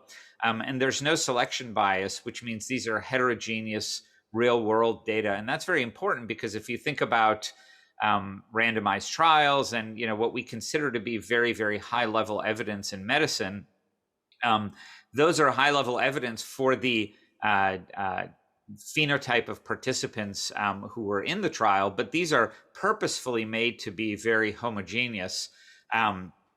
We learned this very poignantly in the last year as COVID vaccines are developed and tested in homogeneous populations of people who have intact immune systems. And then we studied them in transplant patients, and we realized that transplant patients have very low immune response to these vaccines. And so when you use real world data, you don't miss the impact of this heterogeneity. I work in the field of solid organ transplantation, and there are a lot of big data in organ transplantation, mostly because we need these data for the operations, the day-to-day operations of running a transplant system, meaning we need to know who's on the waiting list. We need to know which organs are being offered. We need to know who accepts an organ, who declines an organ. If they get transplanted, we need to know how they do so that we can make sure that the transplant centers are performing adequately, et cetera. So just the day-to-day logistics of doing organ transplantation means that we have data available to us. And we need these data because we work with a scarce resource and we have to determine allocation priorities and policy. We have to give transplant centers report cards. So we're not taking a scarce organ that could go to somebody in a different center that has better outcomes and giving it to a center that has not really learned how to properly do transplantation. We're also very innovative. One of the reasons I love transplantation is that our field is virtually unrecognizable every 5 years. And we need to make sure that what we're doing today is actually better than what we did 5 years ago. And then in countries that have issues with cost and insurance, transplantation is very expensive, and we need to make sure that governments and payers understand the cost effectiveness of what we do. In general, in dealing with big data, we use methods like regression modeling or prediction modeling, which is sort of one step above regression modeling, like machine learning and AI and deep learning, convolutional neural nets, and the things that you've been hearing about. A step beyond that maybe is simulation. And so, for example, if we're trying to study the impact of a policy change rather than implementing the policy change and waiting 5 years to see, to look at observational data, we can create simulation models where we can predict what will happen or what we expect to happen with a policy change before, for example, we harm a bunch of people with a bad policy decision. And then simulation sort of at the patient level is what would be called a stochastic decision process model or a Markov model, where we can do micro simulations for an individual patient with an individual decision that they need to make.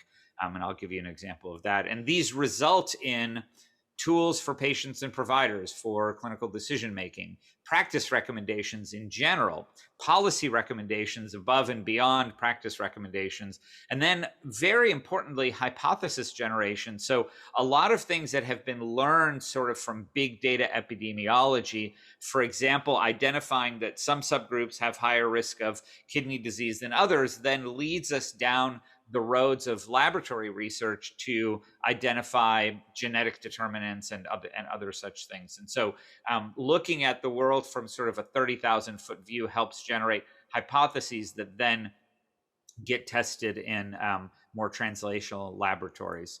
This is an example of a Markov decision process model or a stochastic decision process model. You have a patient here who's facing, for example, the decision of whether to take an organ that's offered to them right now or to wait on the waiting list for a next available organ. If they say no, they stay in this state called the waitlist state. On the waitlist state, they may transition to the transplant state if they get offered another organ that they do accept. And once they're transplanted, if that organ fails, they may transition back to the wait state. From the wait state or the transplant state or any other state, they can head to the death state as well, which is obviously an absorbing state. And what we do is each of these state transition probabilities, we model using observational data or sort of extrapolations from observational data. And all of this can translate to, and the details, we don't have time in 15 minutes to cover, but these can translate to clinical decision-making tools where you enter the information about the patient considering the organ offer, the donor that they're considering, and it will tell you, if you accept this, we expect you to be somewhere between these two curves. And if you decline it, we expect people like you who've declined organs like this to end up on this curve. And so people can see very clearly, they can see the numbers, they can see the graphics of what we expect their outcomes to be if they make different decisions. And this helps patients and their providers make these decisions in sort of a shared decision-making paradigm. This is my research group at Johns Hopkins, the epidemiology research group in organ transplantation. Yes, the acronym is ERGOT, and yes, that is a hallucinogenic fungus. This is what my team looks like at the last time we had an opportunity to actually have a conference in person. And what I wanted to do is focus mostly on the trainees on our team, since I've been told that most of this audience here is in some level of their training. And so I wanted to focus on some of the work that my trainees have been doing in high impact big data research. This is Abi Muzali when he was a postdoctoral fellow. He wanted to understand outcomes in living kidney donors. The problem, the thing we worry about most in somebody who donates a kidney is that they end up with kidney failure after their donation. but unfortunately, this is a very rare event. You need thousands of donors to even see one event, tens of thousands to estimate the risk with any degree of confidence, or particularly if you want to do subgroup estimation, et cetera. You need a non-self-reported source, but most centers lose touch with donors after a year or two. It's impossible to follow a donor for 35 years when they ultimately develop their problems. And you need national representation. So you need this heterogeneity. You need donors that come from low volume centers in addition to donors that come from very high volume academic centers. In the US, we have the OPTN Live Donor Registry. This is the National Kidney Donor Registry. The advantages are that it's massive, it's unbiased, it's every single person who's donated a kidney in the United States since 1988. The disadvantages is that it's completely useless.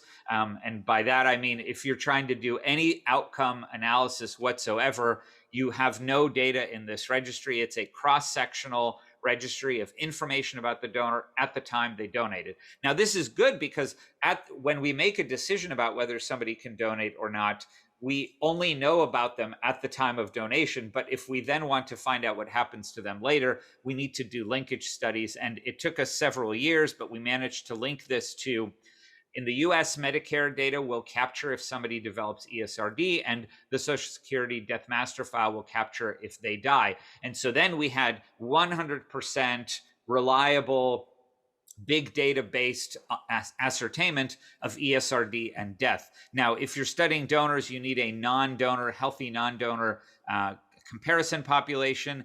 In the US, there's this study called the National Health and Nutrition Evaluation Survey, NHANES. We have tens of thousands of people in this study. They have very detailed medical records, but again, it's cross-sectional with no follow-up. So we were able to scan their medical records, identify people that we would have approved as donors had they come forward, but they didn't come forward. So we can follow them over time as well. And we got them, again, after several years of work, got them linked to the ESRD and death national registries. And what came from this was a very important observation and quantification that this is the risk of ESRD if you donate a kidney, and then this is the risk in your healthy non-donor counterparts. And we've taken this much further to link this with other registry data and actually create prediction models. If you go to transplantmodels.com, you can see our prediction models for risk in living donors. And what we do now is they come to clinic, we enter them into the calculator, and we can tell them the risks if they donate, if they don't donate, et cetera. Tangelo Purnell, when she was a PhD student, wanted to understand the racial disparities in achieving live donation in the United States. And so she looked at again, the transplant registry that we have across the country. And she actually showed that over a 20-year period, while we were making all of these important efforts to help African Americans achieve live donor transplantation, actually the disparity widened dramatically. In 1995, if you were Black, you had half the chance of achieving live donation as your white counterparts. And today you have only 1/4 the chance of achieving live donation as your white counterparts. And this is one of these examples where this is hypothesis generating. We think we're doing well, we're actually not doing well. And Tangela has taken a deep dive into the community to really understand what the barriers are to achieving live donation.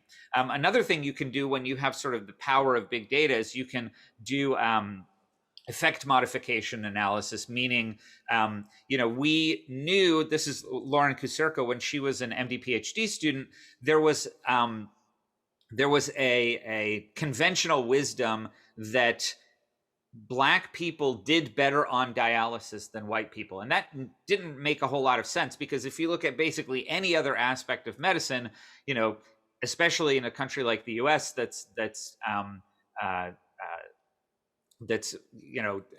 burdened with structural racism, basically, if you're Black, you do worse than if you're white in basically any area of medicine that we study. However, in dialysis, there were reports that Black patients were doing better than white patients. And so we had this hypothesis that there was an interaction between race and age and access to transplantation, and that these sort of competing risks and this effect modification was driving this. And that's exactly what Lauren sought to understand. And she showed that actually, if you are younger, Black patients do far worse on dialysis than their white counterparts, yet their white counterparts actually have far higher opportunities for getting transplanted than their Black counterparts. Another thing you can do with big data is understand how different centers practice and how different people think. And this is Jackie Garanzik-Wang. She's a transplant surgeon now. When she was doing her PhD, she wanted to understand patterns of utilization of suboptimal organs. So like, will one center use a lot of older donors, but not use very many donors from hepatitis C positive donors, et cetera? And she sort of did this heat map analysis of center aggressiveness and generated a better understanding of how people think about organs and how they make these decisions. Baba Karandi wanted to understand whether it was reasonable for us to cross HLA barriers in kidney transplantation. And so he studied people who had this procedure and compared them with people who had remained on the waiting list, again, using our national registry. And in this New England Journal article, he was able to very nicely show that even though you take risks by crossing HLA barriers, if you compare that to what your next best available treatment option is, which would be waiting for a compatible donor, then you actually do better with that procedure. Kyle Van Arendonk, who's now a pediatric surgeon, when he rotated through, he was interested in allograft loss in pediatric patients. And he showed that no matter what age you were when you got transplanted, if you entered this high-risk age window between 17 and 24, 50% of the kidneys that were intact by the age of 17 are lost by the age of 24, really highlighting this problem of transition to adulthood and potential medication non-adherence, and focusing us on this age group as the age group to look at. Another interesting paper, Christine Hagen, who's a general surgery resident, when she was in the lab, she wanted to identify, so we have older donors, older liver donors, and they don't do as well on average as younger liver donors, obviously. But her question was, are there patients that if we put the older donor into this patient, they will be able to accept this donor without a problem versus patients who can't, and what we call the preferred recipient phenotype.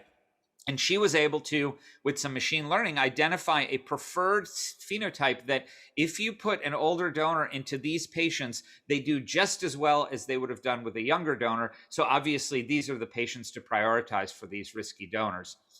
Mary Grace Bowring, who's now a medical student, wanted to answer the question of if you, for a given type of kidney, these are called infectious risk kidneys. The type of kidney is irrelevant to this discussion, but basically she wanted to study people who were offered these kidneys and turned them down versus those who accepted them, just to show that even though there are risks associated with these organs, turning them down was actually more risky than accepting the organs, in a paper that was famously titled "Turned Down for What?" for those who are familiar with modern music. And then the last thing I'm going to touch on is some work that Brian Boyarsky's done recently in another type of digital medicine, and that's what I call research in 2020-21 during the pandemic. So in December, the vaccines became available in the United States for SARS-CoV-2, and we wanted to understand, as I said before, transplant patients were excluded from all of the clinical trials, and we wanted to understand the immunogenicity of these vaccines in transplant patients. Now, this has resulted, so remember, vaccines came out in December.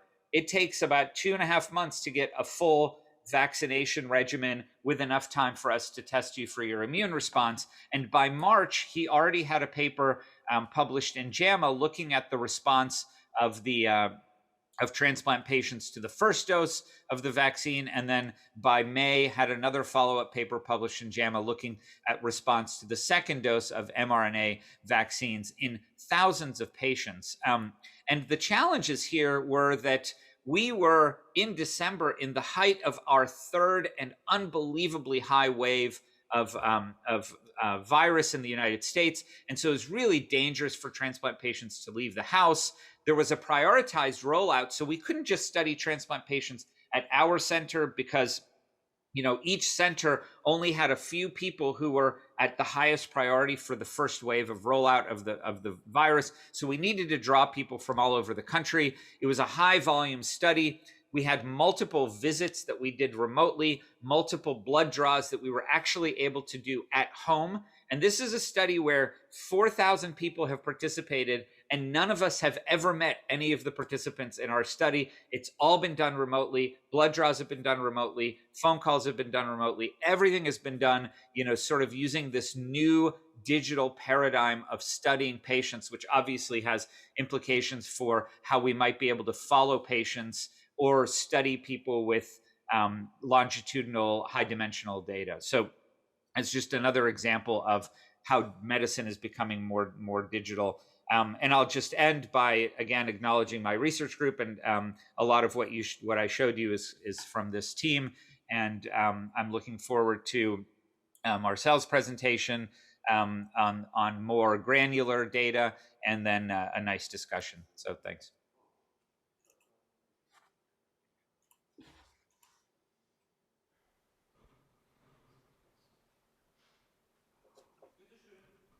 Yes. Uta, can you hear us? Now you're back. Yeah. Okay, great. No problems.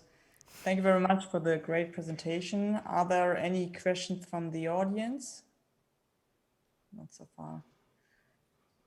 So what about other ethnies like the Asian population? Have you ever pooled your data for this kind of patients? Yeah, so one of our new endeavors, we just started actually a committee of the International Transplant Society called the Global Data Harmonization Committee.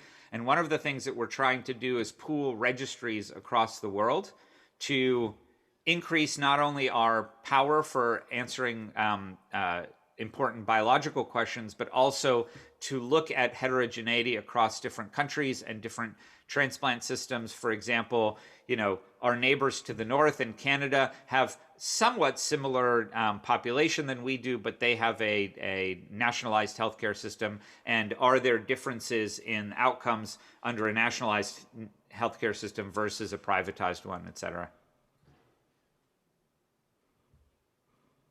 Thank you very much. There are no questions of the audience so far, but I have a question about health disparities with respect to ethnicity that you mentioned earlier. And I remember the anecdote of when a big IT company released one of their first AI bots on Twitter, and within 48 hours they had to take it down because it became a racist and a sexist when people started talking to it. Now, how does that work in medicine? Is man-made bias or racism, or do disparities that we feed an algorithm, do they translate, or is artificial intelligence maybe a chance for our society to overcome these disparities in health? Yeah, I think one of the problems is that we don't really have a full understanding of the mechanistic framework for these disparities, right? Some of them, there are differences that are genetic. There are differences that are cultural. There are differences that are structural. There are differences that are truly racist, either in a, deliberately racist manner or in a non-deliberately sort of structurally racist manner. And we're just now scratching the surface of understanding these. The risk is that if you just look at these observationally as surrogates, so if you look at a variable race as a surrogate for all of these things, then it will thoroughly confuse an AI system. Whereas if we were able to get, for example, if instead of knowing race, we knew, or in addition to knowing race, we knew the genetic profile, we knew socioeconomics, we knew neighborhood deprivation, information, we knew structural information. If we had all of that, the AI would handle that very smartly. And actually, AI very nicely handles high-dimensional data like this. The problem is, in general, up until now, we've not had this kind of high-dimensional data to represent what this one variable of race ethnicity actually represents. And so I think the role I see for AI is once we are able to really gather the data that we need to understand this, AI will deal with that high dimensionality quite well.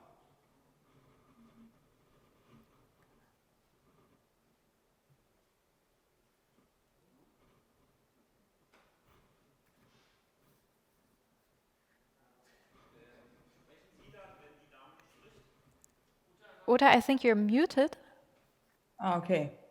No, we can hear you. Yeah, so are there any more questions from the audience in Berlin? Okay, then I think we turn on to Marcel Naik, who will be the next speaker, and I'm really looking forward to his talk. Yeah, thank you, Dorry. I feel a bit like in the Matrix, and we might suspect how deep the rabbit hole goes. So I'm Marcel. I'm from the Department of Nephrology, and I'm talking about TBox prediction of permanent renal transplant graft loss using AI.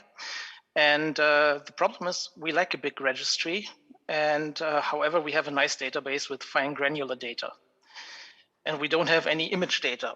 So let me talk to you about the medical problem first. So on the left side, you can see the transplant survival in the first year over the different decades. The blue line represents the first year transplant survival. And about 16% of graft loss has been reported in 1989, which came down to about 7% in 2015. However, in the last 5 years and in the last 20 years, actually, this transplant survival remains stagnant over about 5% per year. And in the outpatient department, we are wondering about our patients, like what is their individual fate? Are they belonging to the majority class of 95% of people who will keep their transplant in the next year? Or are they going to be belonging to the 5% who don't? And if we would know that, it would have very nice implications because we would only get the patients who need higher surveillance. And it would also be happy for the patients to know about their risk and behave accordingly. So the clinical problem is a classification problem in terms for AI. And let me show you about our database structure. We have our transplant database TBase in our department, which has connections to the hospital information system and the laboratory information system. We have over 6,000 patients in our transplant database with about 500,000 lines of prescriptions of medications, 100,000 lines of clinical notes, where the outpatient department doctor assesses the patient on each individual visit. Each patient, or all the patients, have about 300,000 examinations of radiological findings, CT scans, sonographies, and so on, and 1 million of lab days, considering 24 million lab values.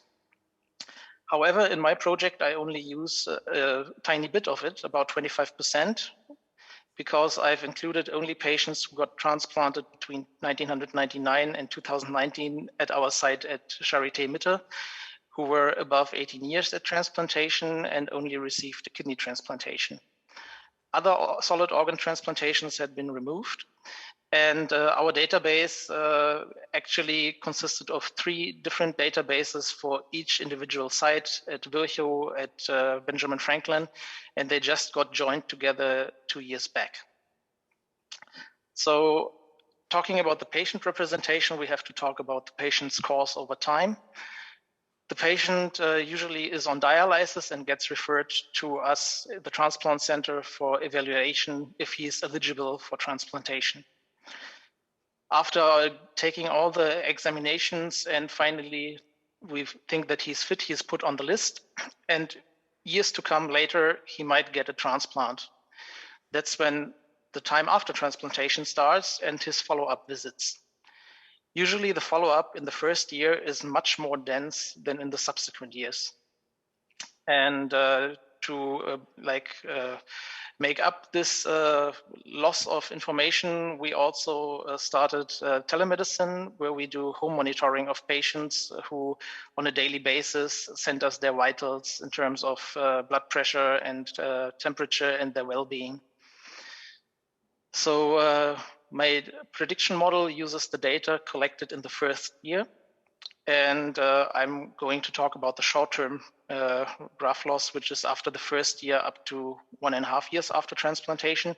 We also look later into the long-term models, but that's not the part of the talk now. So before doing any fancy machine learning, we have to first look into the data exploration. So we have about 19% of people who lose their graft over the whole time.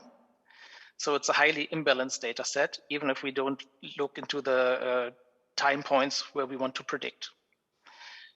If we combine it with the death as an event, the imbalance reduces a bit. And all the patients together have 52 different kinds of underlying diseases. So first, what we did is we tried to reduce the variance on that feature of underlying disease. Then, of course, there's the problems of missings, for example, number of dialysis after transplantation, as well as wrong labelings of examination reports is a problem in terms of data quality. And furthermore, the biggest problem is sparse data over time. In that chart, you can see the presence of outpatient visits of patients in the first year after transplantation, which is much higher than in the subsequent years, dropping down to below 50. So in our first model, what we did is we did extraction of the data using SQL, did one-hot encoding, normalization, iterative imputation, and tried to enhance the imbalance with SMOTI and do the final prediction using a random forest plot. And given the insights which we got from exploratory data analysis as well as error analysis, we combined the event of graft loss with the event of death. And individual baseline of creatinine in transplanted patients has also to be considered, because not all patients have the same creatinine. It's highly individual because of size mismatches of donor and recipient, for example. And we also use discrete values instead of binary values, for example, in medication refined to as daily dose, rather instead of whether the patient has gotten the medication or not. Furthermore, during analysis, we saw encoding errors. And of course, if we want to predict stuff in the future, we can't use the data from the future. So overall, our results got improved by those measures. And we started doing a second model where we used also text data. In the previous one, we only used tabular data. So following the same SQL extraction, there was a big step of cleaning the text. Then there was outlier removal and concatenation of text and the patient representations at each time point. BERT embeddings were created, and long text was handled, summed up, and normalized embeddings were done. And in the end, we had a prediction using multi-layer perceptrons. In the first iteration of cleaning the data and the text, addresses were removed from headings of examination reports, for example, phone numbers, HTML text, and so on. Then also approaching the problem of the data quality, similar examination reports were labeled differently, had to be labeled accordingly. So ultrasound and sonography is basically the same. And of course, BERT doesn't know the abbreviations and the medical slang and special characters used in medical text, so that had to be translated. Finally, all the text was concatenated. And during the second iteration, we added complementary text data with also fine-tuning BERT using the AKI definition from lab data. And basically, throughout my work in the last 1.5 to 2 years, I've been running in circles. So basically, we started understanding the problem. We started collecting the data and integrating it into our database pipeline. We had the data exploration and feature engineering, and finally built some models and also tried to unify the models with the tabular data and the text data. So starting at a point in 2019, 2020, where we had a recall of 55% and a precision of 52%, accuracy of 94% at the F1 score of 53%. Basically, we could improve all data and all models with all those steps to now a recall of 63% and a precision of 58%. So what did I learn in the last 1.5 years? The data quality is very crucial, and the problem of highly imbalanced data needs to be addressed. Data collection needs to be standardized from the IT, like the informatic guys, and also the medical domain. We all have to translate this data into a deep patient representation to run models from it. And on a personal note, thanks of the BIH funding, I was participating in 10 publications, and as well as participations in different congresses, the next 2 coming up just next week. And I'm going to do my specialization exam in summer. So my next steps, apart from that personal things, we want to further refine our pipeline and also modularize our data sources. For example, the different types of examination reports, ultrasounds, X-rays, and so on. We want to classify our patients into groups. And we also, of course, want to validate patients from other sites. In this case, Virtual Clinicum, which is the bigger site. After all the models need data. We want to use a refined BERT, and we also need to take into account the longitudinal approach of our data using LSTMs for time series. Nevertheless, there are also own publications which are in the making, and we also want to finish other projects. So as a vision for me, the patient should see his risk on an individual basis and also learn how to reduce it. For example, he was swimming today, and the doctors would be happy to compare the risk between patients and seeing what's the difference between Jane Doe and John Doe. The digital aspects could help us to get the communication between the patient and the doctor better. And in the end, we could also sustain our kidneys, which are transplanted. So I'd like to thank all the working group of digital nephrology, especially my students who did a great job in other projects, writing their thesis, as well as improving the data quality. The former associates or present associates who are like from the IT background. My supervisor from the medical field, Professor Budde. Then Diogo Telmo-Neves and Alexander Löser, who are introducing me into their world of data science. Fabian Prasser, who will also start collaborating with. And of course, Dushka Dragoon, who helped me a lot in applying to this program, and also, of course, to BIH, who are funding me. Thank you. Thank you very much, Marcel, and also Dorry for your insights. Your work is truly impressive. Uta, do you have any questions to Marcel? No, so far there are no questions from the audience, and I'm fine. Do you have any questions, Katarina? Marcel, maybe you could share a little bit how the framework of the Digital Clinician Scientist Program supported your work, and how the specifics of this specific funding scheme have supported what you're doing. Well, the answer is quite easy. The funding helped me, and also my supervisor helps me running different projects in research. Like half of my projects are, of course, this creating of digital schemes. For example, one of my students who is doing her thesis also got a BIH funding, and we want to run also some digital AI models on her topic. And on the other hand, my clinic has also been exempting me from regular clinical work. I'm doing regular clinical work in the telemedicine department, but nevertheless, I have a kind of free room, and I hope to also fulfill all the tasks which are like growing each time. And this June is basically very highly in my schedule, having 5 talks in 4 weeks, as well as 3 papers in the pipeline. And my specialization, which I'm like dragging from month to month because I couldn't have time to prepare. But nevertheless, I'm happy to go through on the wave, basically. I feel like surfing on a wave. That sounds like a nice feeling. There is a question. Thanks, Marcel, for the comprehensive presentation. You mentioned standardization. Is data entered manually or queried from hospital information systems? If so, can you briefly comment on how this is technically done? Thanks.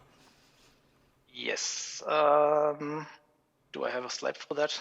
I doubt. Okay, so basically we have data input from our TBase system, and there are HL7 FHIR interfaces into the SAP and into the lab information system. So the more recent we come to today, the better the data quality, because everything is kind of standardized.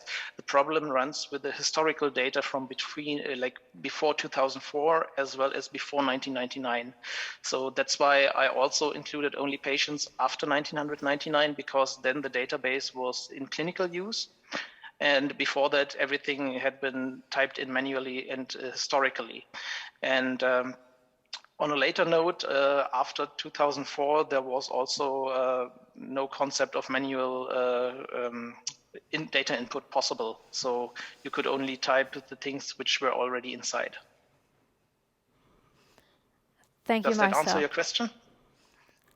I hope so. It was from the audience.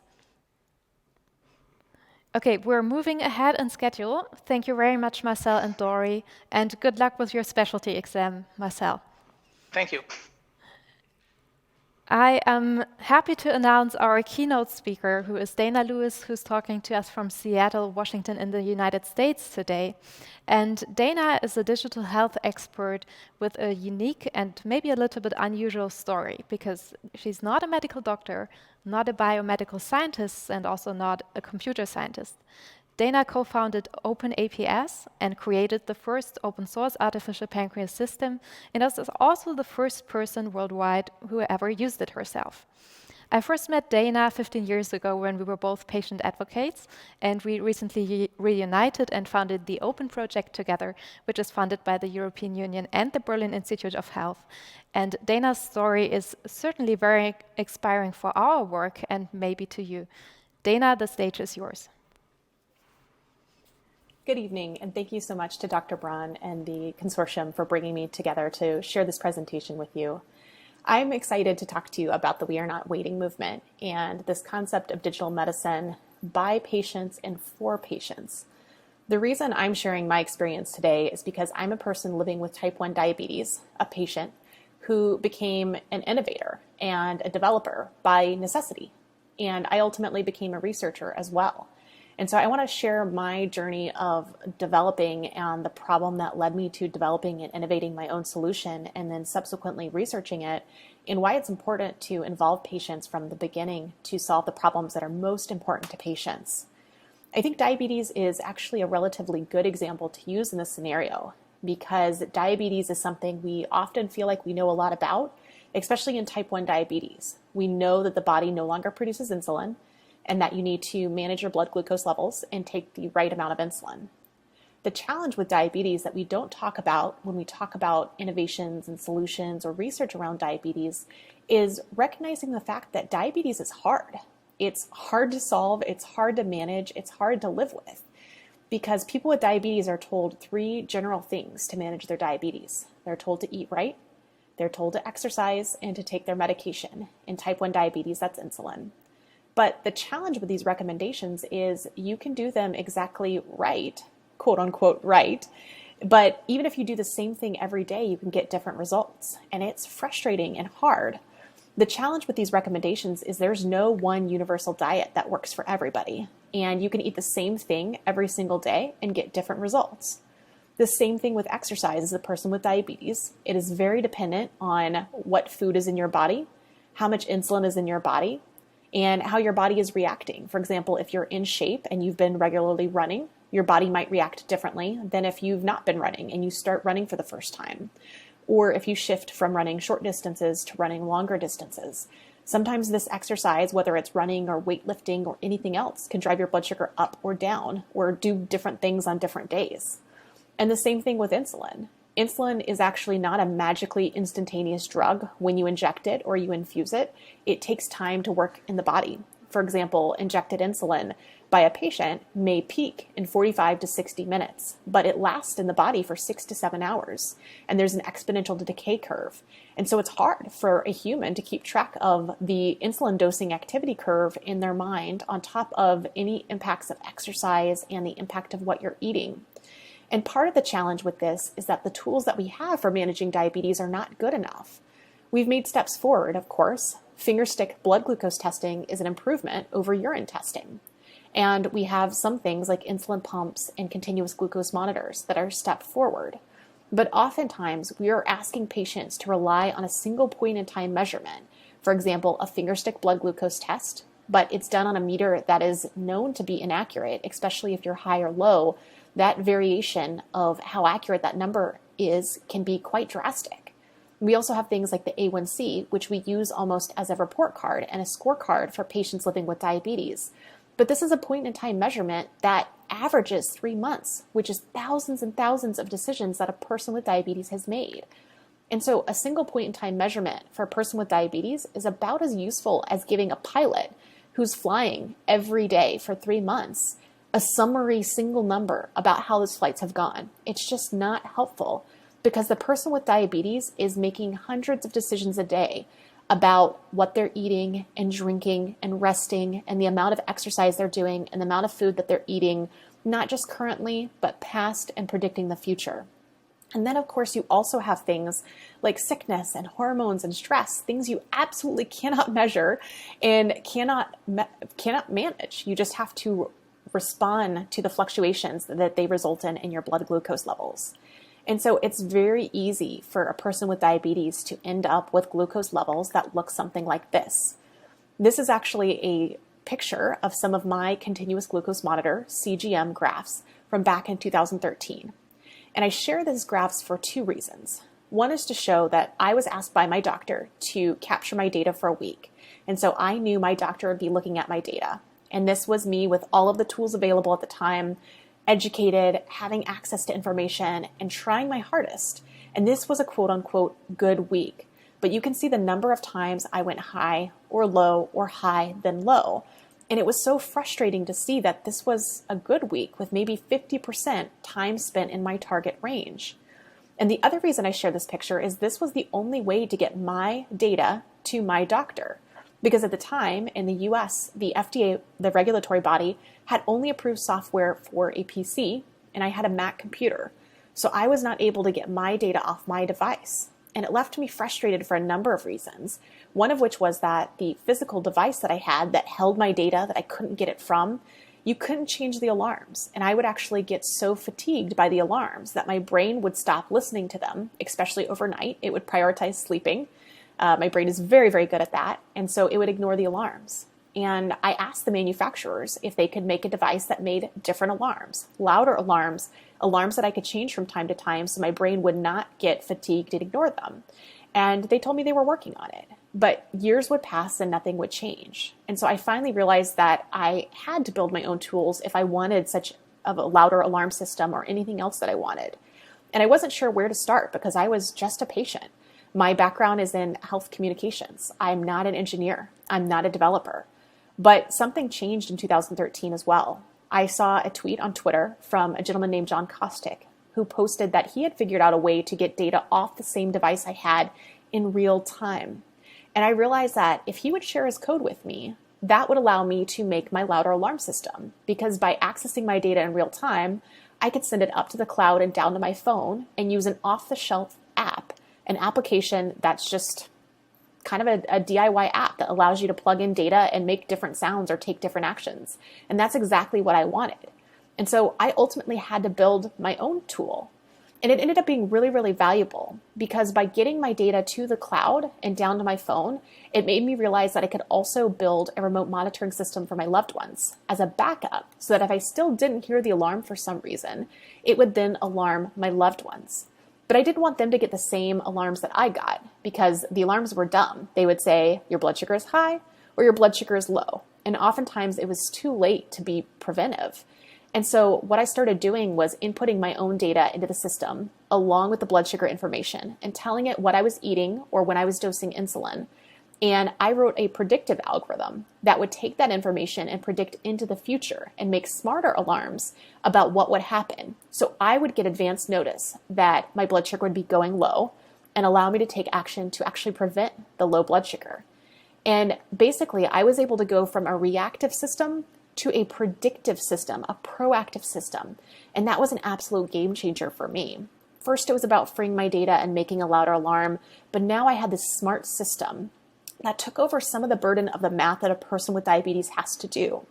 Because in diabetes, the human has to look at data about their glucose, has to look at data about their insulin from an insulin pump or insulin injections. And like I mentioned, the timing that it takes for insulin to work in the body can be upwards of hours. And imagine if you make multiple injections throughout the day, it can be hard to keep track of stacking all of that insulin. And you have to think about that and the food that you're eating and the exercise and your stress and what's been happening over and over again. But imagine what happens when you put a computer in the middle of these devices between the pump and the CGM instead of the human brain, and you allow it to do the math over and over again every 5 minutes as soon as it gets a new data point, and it can actually tell the pump to give more or less insulin instead of telling the human to take action. And that's the system that I built next. I was able to put a computer in the middle and have it automate my insulin delivery and have a closed loop system, have an automated insulin delivery system. And it worked so well. I was able to use a small mini computer that I bought online to talk to that insulin pump in the CGM. And the results for me were incredible. Again, these were my graphs before when I was trying my hardest, but I was having to do all the work. When I took all of the knowledge that I had and programmed the computer and said, make a decision every 5 minutes, make small conservative decisions every 5 minutes, having it automate my insulin delivery and take action sooner and allowing me to sleep enabled my blood glucose graphs to go from this to this. And you can see the difference. Straight line after straight line after straight line. It was absolutely life-changing, and it worked incredibly well for me. But as I began to share information about what I was doing and why, and talking about all of the safety engineering that I had done, because it took about a year to go from an open loop to a closed loop system, and I had spent a lot of time testing and building in safety gates on the system, people began to ask me, well, it works for you, but how do you know it works for anybody else? Why are you sharing it online? And we had chosen to share our code and information about the system online for a couple of reasons. One of which was, again, I had spent over a year building and safety engineering the system. I was very confident in it, and I would not use it if I was not absolutely confident in it. But I also thought that the community of people interested in this would be safer by leveraging the work that I had done and analyzing it themselves and adding their own safety features and anything else that they wanted. And so we shared our code open source. And I wasn't familiar with open source. I wasn't a developer and engineer until I got into this. But the beautiful thing about open source is it means that anybody can analyze the source, the code, how the system works. And they can do that before they decide to use it. And that's what happened, is the next person looked at the code, decided it was worth doing it, and built the system for themselves. And the next person and the next person did so as well. And now, over 6 years later, there are thousands of people worldwide using these systems in a variety of ways. And conservatively, we estimate that there's over 40 million hours of closed loop experience using these open source systems. And again, we kept being challenged and saying, okay, people are supposedly using these systems. How do you know it works? We said, well, we don't know, but we began to collect data from the community and sharing it to help validate the experience that the patients were sharing online. And so as early as 2016, we were invited to present and then publish study results from the community, first using self-reported data, followed by raw data analyses from the community, and subsequent studies followed by us and by other people looking at things like the amount of time spent in target glucose range, A1C changes, reductions in time spent high and low, And now there are dozens, upwards of 100 studies, both directly researching the open source diabetes world, but also citing and referencing it as an example of digital medicine by and for patients. And so as a result of all of this, this has been a almost 7 or 8 year journey when you look back to me starting with getting my louder alarm set up just by freeing my data and making it available for me. And I get really, really frustrated anytime somebody says, well, you're not a doctor, or you're not an engineer, or you're not a whatever it is that they want to critique on. And I say, no, I'm not those things traditionally. I was not trained professionally to do those things. But out of necessity, I became an engineer, a developer, a researcher, a scientist, because I felt like I had to. I had to do it for myself, and then I felt like I was obligated to share that knowledge and information and validate it and answer the question that people asked, which was valid, which was, how do you know it works for anybody else? But the reason I had to do all these things comes down to a root problem with the way healthcare works today. Today in healthcare traditionally designs data and solutions for the companies first, followed by healthcare providers and the healthcare system. And then maybe, if you're lucky, patients might get a snippet of retrospective, out-of-date information. And that's just not good enough, especially in conditions like diabetes, where we rely in real time on this data. And we, more than anybody else, need that data at our fingertips, on the device of our choice, at any point in time, any way that we want it. And so I think that healthcare should flip this model upside down, and that future innovations, especially ones in digital medicine, we're talking about digital technology, there is no reason not to design data and innovation for patients first, and also for clinicians, recognizing that the needs of a patient in real time to manage diabetes is different than the need of a clinician to be able to review and work with a patient retrospectively looking at the data of what's been going on. And sure, companies can have access to the data too, but patients should not be locked out of their data. And that's, again, one of the frustrating things about living with diabetes and working on the side in this space. And I say working, not in professional, I'm not making money, but as in working to solve problems. Because in diabetes and in healthcare in general, there's often a 5-year delay in everything. When you're diagnosed with diabetes, you're told that a cure is 5 years around the corner. When I asked the companies about a louder CGM alarm, I was told, oh yeah, we're working on it. 5 years passed, 6 years passed. It took 7 years for that one company to make it so that a patient could change the alarm on their device. And that was after they switched from a physical device to a mobile phone app, and subsequent version after subsequent version. There was no reason for it to take that long. And the same thing I find happens in research. When there's innovation done by patients and things start getting developed and worked in the patient community, there is too long of a gap between the traditional healthcare world, whether that's researchers and clinicians or the companies, of researching and leveraging that knowledge coming from the patient communities. And this is why I'm so excited to be here today, and also for Dr. Braune and Charité to be members of the OPEN Consortium. OPEN is a project that's named for outcomes of patients' evidence with novel, do-it-yourself artificial pancreas technology. It's really about studying the outcomes from this community of patients who have innovated their own solutions. And it's really important to me that this project is actually patient-led. Every single work package in this project is led by somebody who has lived experience with type 1 diabetes. And that's very important because it means that we can research and study the things that are most important to the community and most important to patients. For example, one of the questions often asked is, well, the system worked on you as an adult, but will it work for kids? And as a matter of fact, the second person to ever use this open source system was a child. There was a parent who evaluated the code, built it for his son, monitored it, and decided that it worked. And he continued to use it for years. And so one of the things that I love about the OPEN project and having so many members be patient-led is that we can study topics like what are the results in a pediatric population for people using these open source systems. And I think if you think about digital medicine, and I think if you think about patient-led research or patients being involved in research, it's important to unlearn some of the things that healthcare teaches us about patients. There is something that I've named the patient syndrome trap that I think happens very often in clinical or academic related healthcare settings. It's related to this concept of imposter syndrome, which you may have heard about.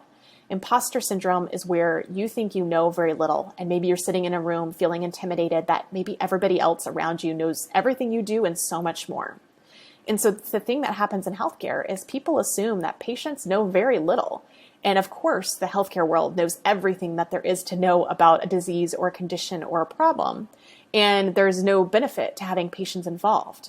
But the reality is patients know so much that is not captured right now by traditional research processes, by traditional digital medicine creation. And so we absolutely need to rethink and rechange our processes to involve patients, to tap into this knowledge that otherwise is just going wasted.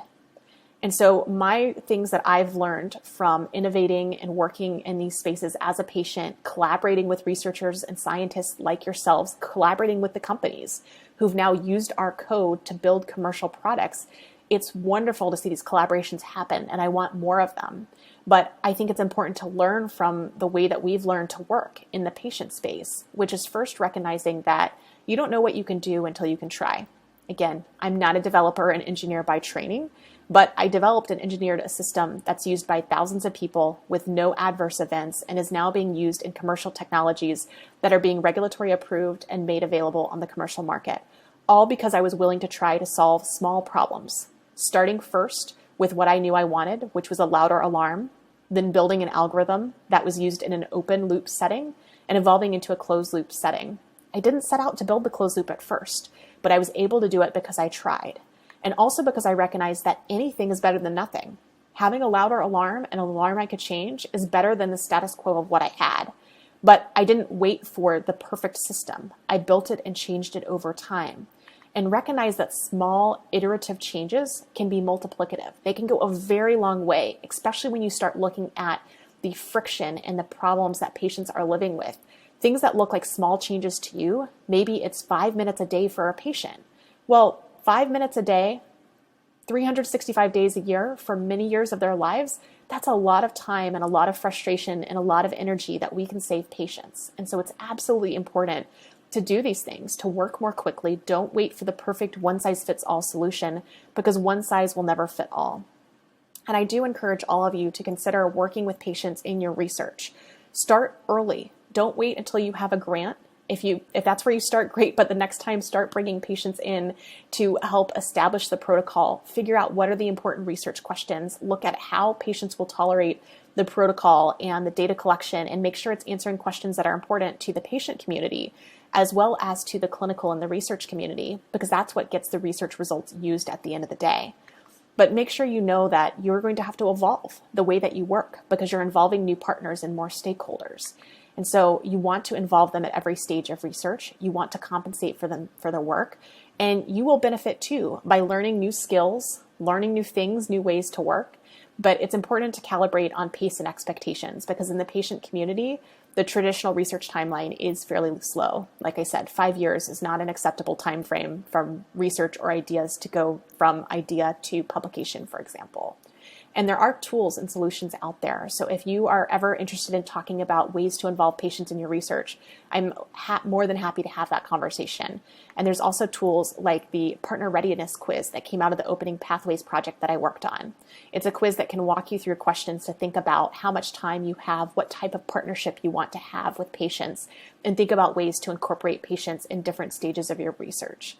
So patients are saying, we are not waiting. We want to work with you. We want to collaborate with you. We appreciate all that you're doing, but we want to do more together. We'd like to do it more quickly. And so we invite you to join us in saying, we are not waiting because we as patients can't afford to wait. And so we ask you to join us in saying, we are not waiting. Thank you. Thank you very much, Dana, for this very inspirational talk. Now, we have come a long way since you got started with OpenAPS 7 or 8 years ago. Maybe you could share a bit, like what were the first reactions from the industry, from academia, from healthcare professionals to what you were doing, and where are we today? I think I had probably a 50% mix of responses where 50% of people thought it was wonderful. And they also had loved ones living with diabetes who faced the same challenges I did. And they were very, very interested in how individually people could solve their own problems. And then there was a mix of, are you sure you should be doing this? Who told you you were allowed to do this? And, really appropriately questioning, is this safe? Should you be sharing this, everything else? So it was really great to have a mix of both support and valid critique and questioning about what is the right thing to do when you know that this technology could be done. And the discussion often centered around, well, we know other people would try to do this, and we think it is safer to show our work, to allow people to analyze it, critique it, build upon it, help us make it even more safe than it already is. And that's what allowed it to evolve over time. So each person who used it gave feedback, help us make it better. And so that's why what we started with 7 years ago is different. I mean, at the core, it's the same, but the features have evolved significantly and way more quickly than we would have done had we tried to keep the source code to ourselves and treated it as a black box, the way machine learning or AI is often done in the commercial space. Thank you. There are a number of questions online. I'm starting to read them out loud. One is from Marcel Naik, who was the last speaker before you, and he wants to know, how do you tackle the legal aspects of that prediction, given you would implement it not on yourself? So this is one of the reasons also that we chose to share our work open source, is that each person could read every line of source code and decide whether or not they wanted to use the system as is. If they wanted to take the framework and input their own algorithm, which a couple of people did, or choose not to use it, which many people also chose not to do it. So in diabetes, you're doing 99.97% of management by yourself. You're deciding every day whether you're sleep deprived, paying attention, not what your insulin dosing should be. The difference with a closed loop system is that you are putting it on your body every single day. You're putting it in your pocket. You're carrying it with you. You are continually saying, this is better to automate my insulin delivery than what I would manually decide on the fly. And so people are making kind of informed consent, informed choices to use the system over and over again. It's not a one choice and then you've kind of like let go of all your responsibility there. So it's kind of hard, I think, for people outside of diabetes to understand that dynamic of people are continuing to choose to use this and they can choose to stop at any time. But in terms of legal risk, this is one of the reasons why this is open source. We're not a company. We're not distributing anything. We're not selling anything. I've never made a single cent or dollar off of what we're doing. I was able to use my rights as a US citizen to share free speech about what I was doing and allow people to other people to do it. And my thought was it would be safer for them to be able to view my work than to try to do it on their own and possibly make mistakes that could have been avoided otherwise. So that's why we took the approach that we did.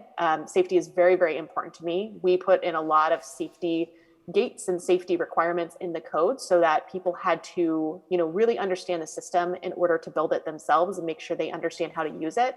And thankfully, that safety approach has been baked into the community all along. And so all of the open source systems now have different safety elements that have been put together by the community to make sure that people are as safe as possible. And thankfully, there have not been any adverse events that we've heard of related to the automated insulin dosing. Thanks. I'm reading the next question so that we can cover as many as possible. Dear Dana, thanks for such an inspirational talk.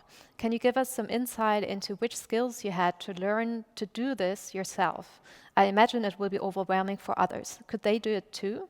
And also, have you encountered any problems with insurances unwilling to cover complications from self-developed treatment techniques and devices?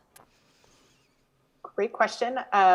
Myself and the others who helped build the first version of the system, we learned Python, a programming language. We learned some HTML and some JavaScript, and I knew none of those languages before. And so we learned a little bit of programming and kind of made it work. The great thing is if you have a really good idea about how to design something, and you can kind of conceptually design it in your head, there's a lot of people with programming experience who can help. The programming part is the easy part, even though it's something that we had to learn. The diabetes part and how do you build a system that is safe for people to use in real life, that was the quote unquote hard part. But again, we thought about it for so long that it was relatively easy. So I think whether we're talking about diabetes or we're talking about other conditions that are data-driven or device-driven, adding technology, adding apps is relatively easy when you have an idea and a problem to solve.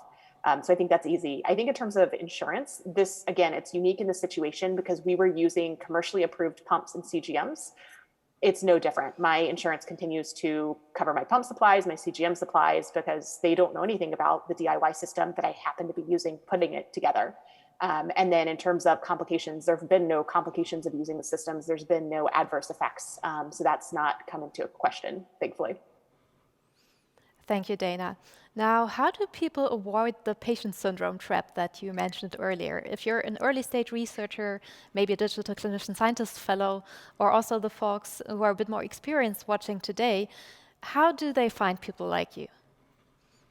Well, I think it's two different questions of how do they find patients to work with and how to avoid the patient syndrome trap. But honestly, if you're looking to work with patients, you're probably avoiding the patient syndrome trap by being willing to look for them, figure out how to work with them.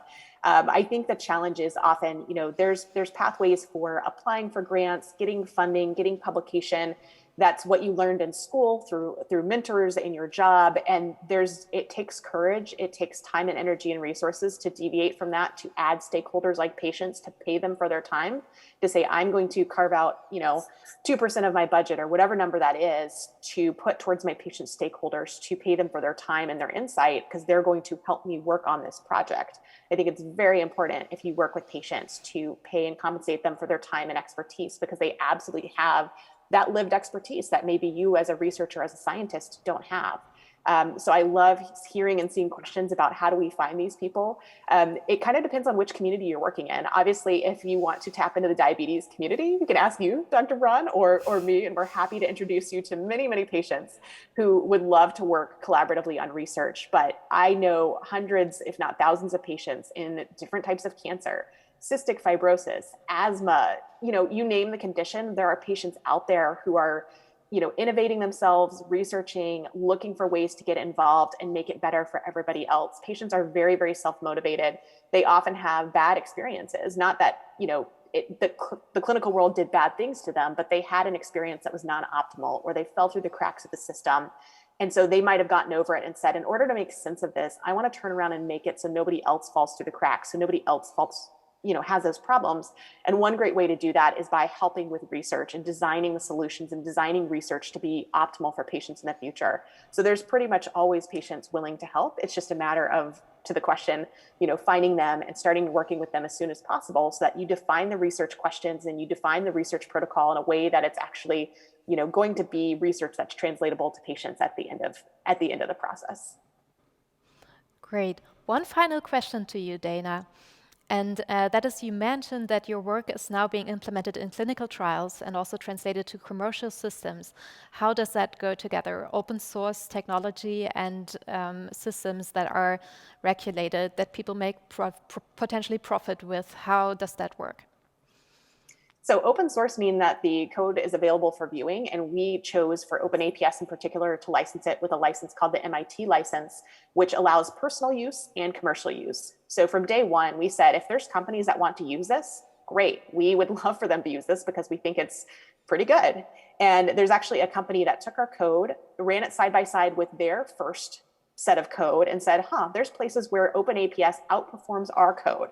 And so instead of just stuffing that knowledge in a deep, dark corner and putting a lock on it, they did the best possible thing, which was to take the ideas from OpenAPS that outperformed theirs and build it into their system. So it's their commercial system, their commercial machine learning algorithm that then runs against the safety checks that I built in OpenAPS.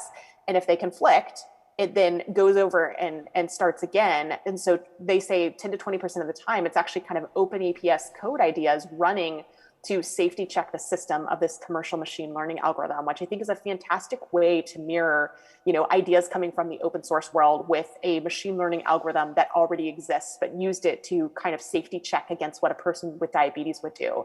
And so I think it's great that commercial companies are using parts or all of our code or whatever component that they found useful to make a system better, safer, more usable for patients. I don't care about profit. This was never about profit. This was about solving my own problem and then thinking, okay, if it helped me, it might help at least one other person. If it helps one other person, it's worth sharing, right? And now it's helped not just one, but dozens, thousands, and maybe tens of thousands if commercial solutions end up taking in what we're doing. So I think that's fabulous. And then in addition to commercial entities kind of taking components of our system into theirs, there's actually a randomized controlled trial that just finished enrollment right now in New Zealand that was funded by the health funding group in New Zealand to do like a full randomized control trial using the open source automated insulin delivery system, which I think is great, because then potentially somebody could take those study results and decide to market that. If they wanted to create a company and take that to a regulatory body for approval, they absolutely could. Or that could be used to then normalize the ability for clinicians in different countries to talk about open source systems. Open source systems right now, sometimes clinicians feel like they can't talk about it because essentially that would be off-label use of the pumps and CGMs that patients do have. There's also this really great paper that just came out a couple weeks ago from the UK that talked about the moral and ethical obligations of providers to talk about this with patients, because the data shows that these open source systems are so safe and effective that compared to doing it ourselves, it's almost immoral and unethical not to at least discuss it with patients. So there's a lot of questions, I think, from the provider side about how do you talk about something that patients do themselves? How do you talk about something that's off-label? Where does that come in play then with insurance coverage and everything else? There's a lot of great emerging questions in this space, and I think we're still kind of figuring out what it is. But in general, it seems to be there's data, there's safety and efficacy data, there's studies, there's all the steps that have been done, just like with commercial systems. The difference is just that it hasn't been regulatory stamped. But again, at the end of the day, the difference between a commercial system that's presented to you as a black box with a star on it by a regulatory body that says this is safe, open source systems come to you and says, if you want to, you as a clinician can read every single line of code. And so there's clinicians who say, I feel way safer with a patient on an open source system because I know exactly what it's doing, how it's designed, the pros and the cons and everything, versus kind of trusting this black box that's given to a patient that doesn't know how to interact with it. So there's pros and cons, of course, of both the commercial regulatory approved systems designed in the traditional way and those designed and open source by patients. The main difference is just I, as a patient, don't have an incentive to create a company and commercialize this when I can just post it online and do research on it and share it openly and let others take it and do that, right? So that's really the difference between a commercial system and an open source system is really, what is the motivation? My motivation is not to make money and sell things. That's the goal of a company. So that's really the difference at the end of the day between those types of systems. Thanks, Dana, for sharing all of that. And I hope in the future sessions of digital health, we will have more Danas, maybe of the cancer community or the CF community. And I would like to close with words from Britta Siegmund that were submitted online. Thanks for sharing this important perspective with us. It should be a motivation for all of us. And thank you very much. With these words, we close today's session on digital health. I hope it was inspirational for everyone. We'll start into a short break before we continue with the main program. Thank you all.